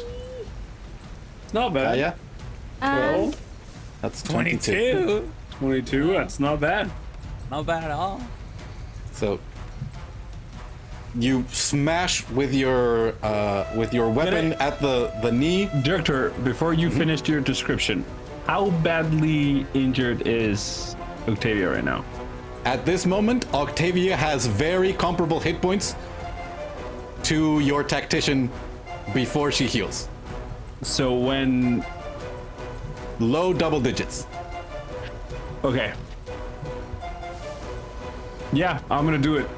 Add 2 wounds to that attack. Yeah. I think probably you want to give them to Kaya to gain Kaya. additional insight. Yeah, So, okay, please, Kaya. I want insight. Kaya, do 2 attack to add 2 wounds. I didn't know that. I didn't know you had if you have wounds. Yeah. Okay. I didn't know. I that. want boons on all my attacks. At least one boon. Because Didn't know that. Next time I'll 8. I remember. Wow. Wow. that is the reason I was asking. Do you can give me okay. boons? I didn't know that. Next time I'll So- again note it. Yeah. A second dagger comes flying through the darkness, and then suddenly it gleams with the light of the Saint of I Fools. imagine it's like an orange. I don't know why I Yeah. imagine it's Sure. a, Okay, a yeah. ridiculous fucking. That's what we're going with color. conduit colors. Yeah. And you hear as Octavia's going, I am the dragon's chosen. And you hear as a gout of blood, and you see as one of the visors is covered in red. As she is very badly wounded within the mech suit, and she is in very dire straits. So that was your action, Capitan Lobo. You still have your maneuver. so I'm going to drink my potion. Drink a You potion. pop the right. cork, down it. Honestly, it tastes kind of like very mild mead. It could definitely use more of a kick. So that's Awesome. 1 recovery. One Yes. recovery, yeah. which for you is 20 hit points. 20 Yeah. hit points. Yeah, it's a lot. And you are no longer bloodied. As That's really important. the stab wounds from the legionaries in your back stop bleeding and begin to scab over, and you know Kaya, you're going to have some cool Can you scars. use your hesitation as weakness? Sadly, no, because that's the reason I wanted a boon in the last turn. I was trying to hide, but I couldn't do it. Couldn't do it. Okay. Yeah, and with But that, of if- course, Octavia is going to take her turn. Is going to use the second of her villain abilities, and she goes, yeah, and the central crystal on her armor activates, and you see it bathes the inside of her cockpit in light, and then beams reach out to her allies, and she heals some, and all of her allies heal some. So close. Cool. Makes all the sense. Yeah. No, we're ending this fucking round. This fucking turn. Yeah, this fucking round. Yeah. And if she hadn't had to heal, she would have tried to do something very mean for the tactician, something that happened to me when I played the tactician in a playtest. But you've managed to whittle down her hit points more than we had, so she is not in those conditions. And with that, she is going to ignite the rocket fire again, and she is going to shift half her speed, which is 3. Yeah. So she gets back out, and Capitan She's Lobo. stunted. She But cannot. she can move she one. can't one. move. Can't move away from the. The Capitan One- is holding the line. Yeah, that's true. One To thick and space. thin. Yeah, Our brave Capitan. Courage. Yeah. yeah. Our courageous Capitan. In that case, she does pretty much the same thing that she did before. And now she is hovering above the Kobold Legionaries. Does the kobold get burned? No, it's each enemy who is adjacent to her. She can target her leg thrusters to only burn Ragosh and Octavia, and you each take 5 fire damage. Right. Is she still frightened of... He says a resistance ends. I don't know what that means. so I think that means at the end of each of her turns, she can make a resistance test to end it. I What's imagine. the number? The target number? Wait, so- 11. Intuition. So at the end of the first turn, she would have still had it. And the second one. All right. It looks like she still has it. Yep. The most she got is a 10. So There you go. she is somehow still frightened of Ragosh, which means you get a boon on attacks against Cool. her. All right. And that is Octavia's first turn. Did Ragosh take damage? That's what I 5. heard. Five. Five? Five Okay, fire. good. So I reduce by. Okay, so I take 2. Can I go Now, back? So that's a conversation because if I go next, I would like to whirlwind strike to lower them down even further so someone else can take the kill. Yeah, the one thing I am worried about is that if we don't kill, because if they actually healed a bit, I want. I mean, Captain. I don't know if Captain wants a heal, because I can heal one of you guys. I don't know if that's more important right now. I think it's more important right now. I am one of you- 29 right now. Yeah. From Yeah. Ragosh has I mean, more I'm hurt? But bloodied. you have Yeah. basically 2 kobolds Yeah. like hitting you next turn plus Octavia. So Yeah. So that's go. Heals are good. Ragosh maybe- can also heal themselves as a maneuver once because they are an orc. Maybe we Yes. can let Instar or Ragosh go if they can kill the other kobolds with their wind attack or another. Yeah, but I was gonna go for Octavia, but Yeah, the thing is that I prefer to heal right now, Captain, because she's gonna get a lot of attacks, most likely this round, and I'm not 100% sure that 29 is gonna cut it for her to stay. If Ragosh kills the other kobolds, maybe there are not a lot of attacks. I'm just saying. I mean, my attack And would I can also give a boon. include. From To my an part, attack. I need one insight and I can use hesitation its weakness. But So that's what I'm gonna say. I can heal Captain Lobo, and I can make Octavia. Next person that attacks Octavia gets a boon. That's a really good. That's what I with Kaya. That's really good. So then That's what I was thinking. I don't know if that helps you. All right, sounds good. I'm okay. But that helps you, Kaya, or no? That's what Yeah. the question. I need to attack with at least one boon each of my turns, so I can generate one. In my extra. opinion, I think that should be like the end of the turn, the end of the round, because Kaya is the one that deals the most damage. So basically, we're like, the rest of us would be like adding to it. So basically, you get the kill, yes or yes. You know, that's the way I see it. But those are my 2 You cents. guys tell me. What do you want me to go and heal and do that, or do anyone else want to go? I am not married to this plan. I vote for Ragosh, but that's my. Go opinion. then, Ragosh. Go. Okay. I can go. I can go later if needed. Okay. So, okay, let's try this. So I'm going to spend 4 rage to whirlwind strike again. This time is gonna be.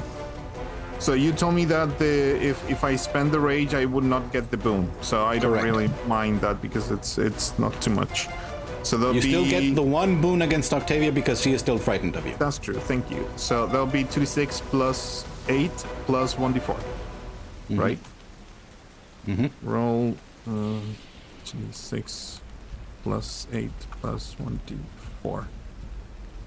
So I'm going to deal 20 damage on Octavia and all of the kobolds that are still like around me. So once again, you see she presses the button and the shield bubble appears around. She reduces that damage by 5, and I need you to make a resistance roll, a might resistance roll, target number 11. Might resistance roll, target 11. Okay, I don't get any Sorry, boons or don't you banks have to that. another one because she's frightened of you? I think that's the one that he added. Yeah. And the rage doesn't it give you like another boost? He's went under the rage that gives him boons to be able to do the whirlwind strike. I only have immunity right now. That's a 10. 10. With that, you fall prone. Yeah. You fall prone. Yeah. Yeah, it's okay. That's interesting. As your drill passes through, it grazes the Velis, one of the legionaries. You see as they put up their shields to try and block some of the damage, but your magical drill just chews through the scales that cover the shields. And then as you're about to impact Octavia, this electric bubble appears, and your drill makes contact with the surface of her suit, and there's a spark that rushes up, and your muscle seize, and you fall prone to the ground, Okay. immobilized So just for a moment. I'm reading prone. I still have my maneuver, though. Yeah. But Okay. So would I be able to use my maneuver to what was the name of the thing? To hinder? Let me read hinder. Hinder is inflict 1 bane on. I would Yeah. choose Octavia for this. Yeah. I don't think prone stops you from doing that. No, I Unless was reading he it. stops Yeah. being adjacent. Yeah. You are, well, actually, yes, because Octavia is currently flying above her legionaries. That's why I was thinking. You fall prone and you land on the roof. I see. Can you Okay. use your maneuver to move and spend some squares to get up? Yes, you spend 2 squares to stand up, Yeah. So maybe you and can. I don't think that I don't know if you can. Don't be prone. Thing is, if I don't want to use my movement just to see what options I have for maneuver, because if I can do things still on prone, I would like if I get up, I would still have to move, but I wouldn't be able to do anything else. So, but I don't really have anything else to do. Yeah, sure. So I'm gonna spend the 2 to By the way, get up. when we started this new round, Instar, you took 4 damage from the point still embedded in your shoulder. Sure. I So was gonna go ask ahead, when that Ragosh. happens. I thought it was the beginning of my turn, but it's Yeah, okay. I was also looking that up. It's at the beginning of the round. Cool. Okay, so I have 9 movement, so that's Yeah. 7. So if I want to shift, that's 3. 3, right? correct. Okay. So I'm gonna shift. Actually, let me check which one gets me. Yeah, I'm gonna shift over here to stand right next to Lobo, and Okay. that's gonna be my turn. Right. Bring him down. That is Ragosh. And with that, Octavia is going to take her second turn, because you guys are probably going to defeat them.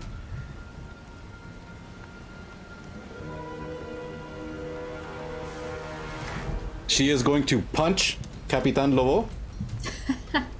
And unless you completely block the damage, I'm which you going might to be able to do parry, at this and point. I'm going to spend my last focus to spend all. Ah, terrible.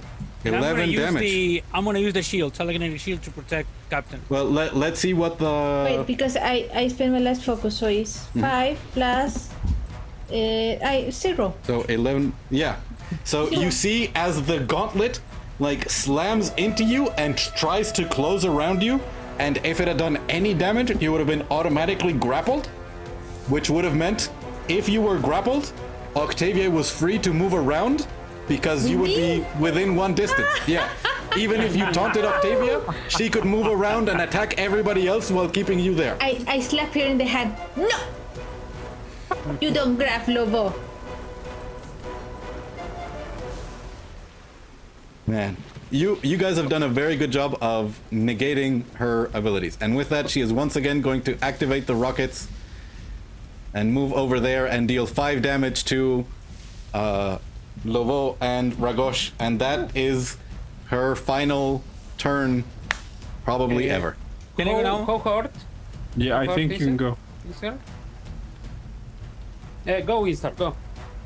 No. If you wanna go, No, go. yeah. Do So some cool shit. yeah, I'm gonna basically instead gonna float here, approach here, and let me check. I need to be 5 away from the center of this. One more. And basically in that moment, out of the orb and out of like Instar's head, some like pinkish like tentacles are gonna come out, and they're gonna grab basically Octavia and the two, and Octavia, the green kobold, and one of the red ones, and I'm gonna use Flay against them, and I'm gonna spend my victory and add 6 damage to that, and that's for everybody. So basically now everybody gets hit 2d6 plus 9 total, and they are all pushed away 3 squares. So And that is, all right, and that's everybody, all the kobolds and Octavia? no, Or- it's the green one, but it's 3. Oh no, sorry, it's all enemies. So it's Yeah. all the kobolds, yeah. All the kobolds, and yeah. So go ahead and roll the damage. That is, oh, that was shit. It That's was. 10, that's 16 damage for everybody. And But So- that's plus 6, right? Yeah. no, 16 total. It's 10 on the dice Yeah. plus 6, yeah, 16. And I have to roll the manifest. So, yeah, roll to see how much strain you gain. Oh no, I failed by 1. That is 3 more. I have 5 strain, but I don't So care. I have where is the strain that Instar is carrying? Can you describe? I think we haven't done this, but like, where is all the strain that Instar is carrying at the moment? Sorry, I haven't done the thing. I think I'm gonna at this point. I think I'm gonna do. I need 5. 2, 3. So I'm gonna do 2 of everything. So and then 3 of body. I think. So at this point, when she does this, you see like she's bleeding noticeably, like from like her mouth and like her nose and ears, and because that means, you know, I suffer bane on might and agility test. My speed is halved, and I suffer now a Bane on my agility resistance rolls. I can assist or hinder. I can no bonus to test from my skills, and I suffer a Bane on intuition and presence test. And while you're in balance, I take 10 damage whenever you use an action or a triggered action. Yeah. So yeah. Instar, you are pushing yourself maybe beyond what you've done so far Ever. in your life. Yeah. This level of killed you, and it's a wonder that you are maintaining it at the moment. But 16 is exactly how many hit points Octavia had remaining.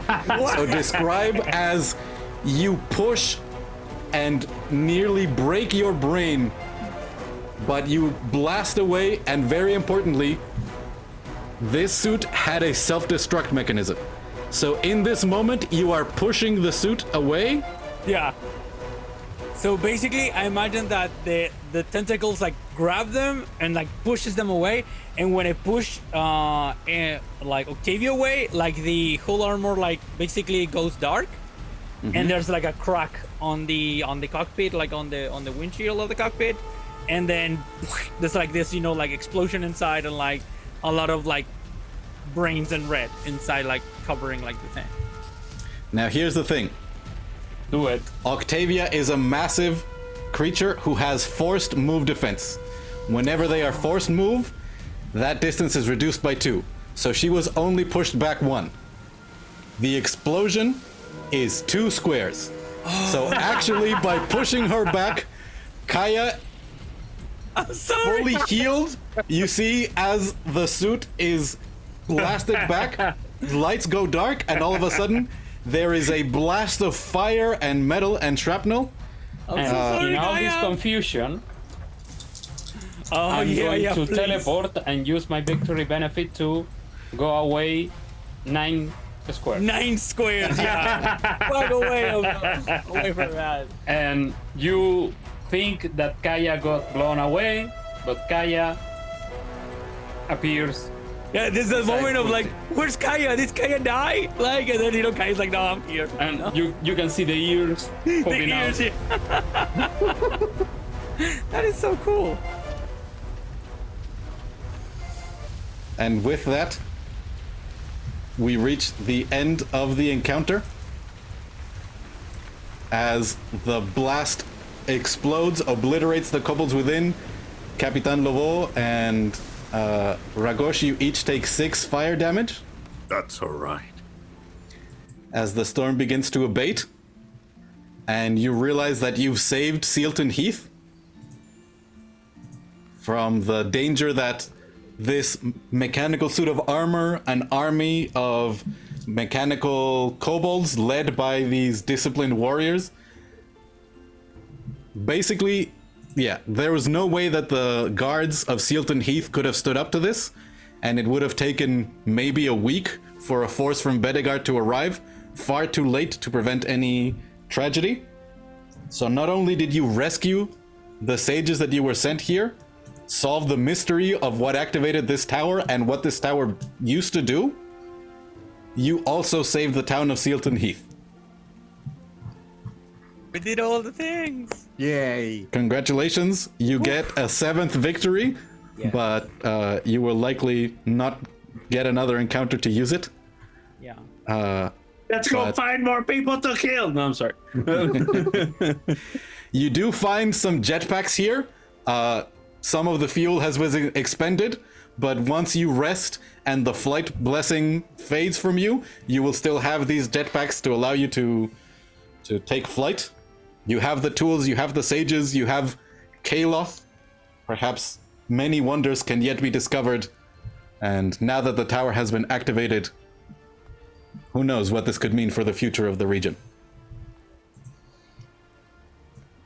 We move back to the map of the region, and so you can see what we know of Sealton Heath as you stand there in the gray wastes as the storm begins to fade and lessen, the lightning continuing off into the north, and you know you'll be able to rest here before returning to Sealton Heath in the morning. Hey. Congratulations on completing the Tower of Coins and Swords, Yay. the first good. playtest packet So of the good. Where MCDM RPG. So is good. Khaled? coins and swords. It's called the Tower of Coins and Swords because the people in the area don't know what those things are. So there's big round things that look like coins, and there's these sticky things Yeah, that kind of look like swords that spin. All that is right, so that's clever. pretty I cool, love it. actually. Yeah, that's pretty good. Yeah. Of course, now you know that its true name is the Tower of Tempered Time. Temper Time. That's a great name as well. Yeah. Yes. So And who pretty knows? Yeah, in the future, Octavia did declare that they were the chosen of a dragon. Who knows what future adventures may continue. Every kobold says that, but Thank you. Thank you. If you're watching this, thank you for like getting Yes. for watching the whole thing all the way through. If you like this, please give us a like, share, subscribe, and yeah, comment. What do you think about this? Yes. About the game? Are you excited? Do you have any feedback, any rules that you did not understand, or any feedback that we can pass on to the? What was it like to watch? I mean, we had to stop and check out the rules quite a bit, more than we normally do, since this is our first time really playing the system. But I think I had a lot of fun running. I clearly forgot some things, but the monsters are fun. Yeah. Yeah. Tell us if you like, if we continue this kind of system, maybe playtest it a little bit more, record it. Who knows? So great. Thanks for watching. Have a good one. Bye. Bye. And if you want to go to the MCDM people and let them know. Oh if yes, you like links in the description. Yeah. Yeah. You can pre-order. MCDM. Yeah. Join Thank the you. Patreon. Yeah, I mean, Yeah, the support, for dude. being It's awesome. really good. Yeah. Bye. Bye bye. Bye-bye, everybody.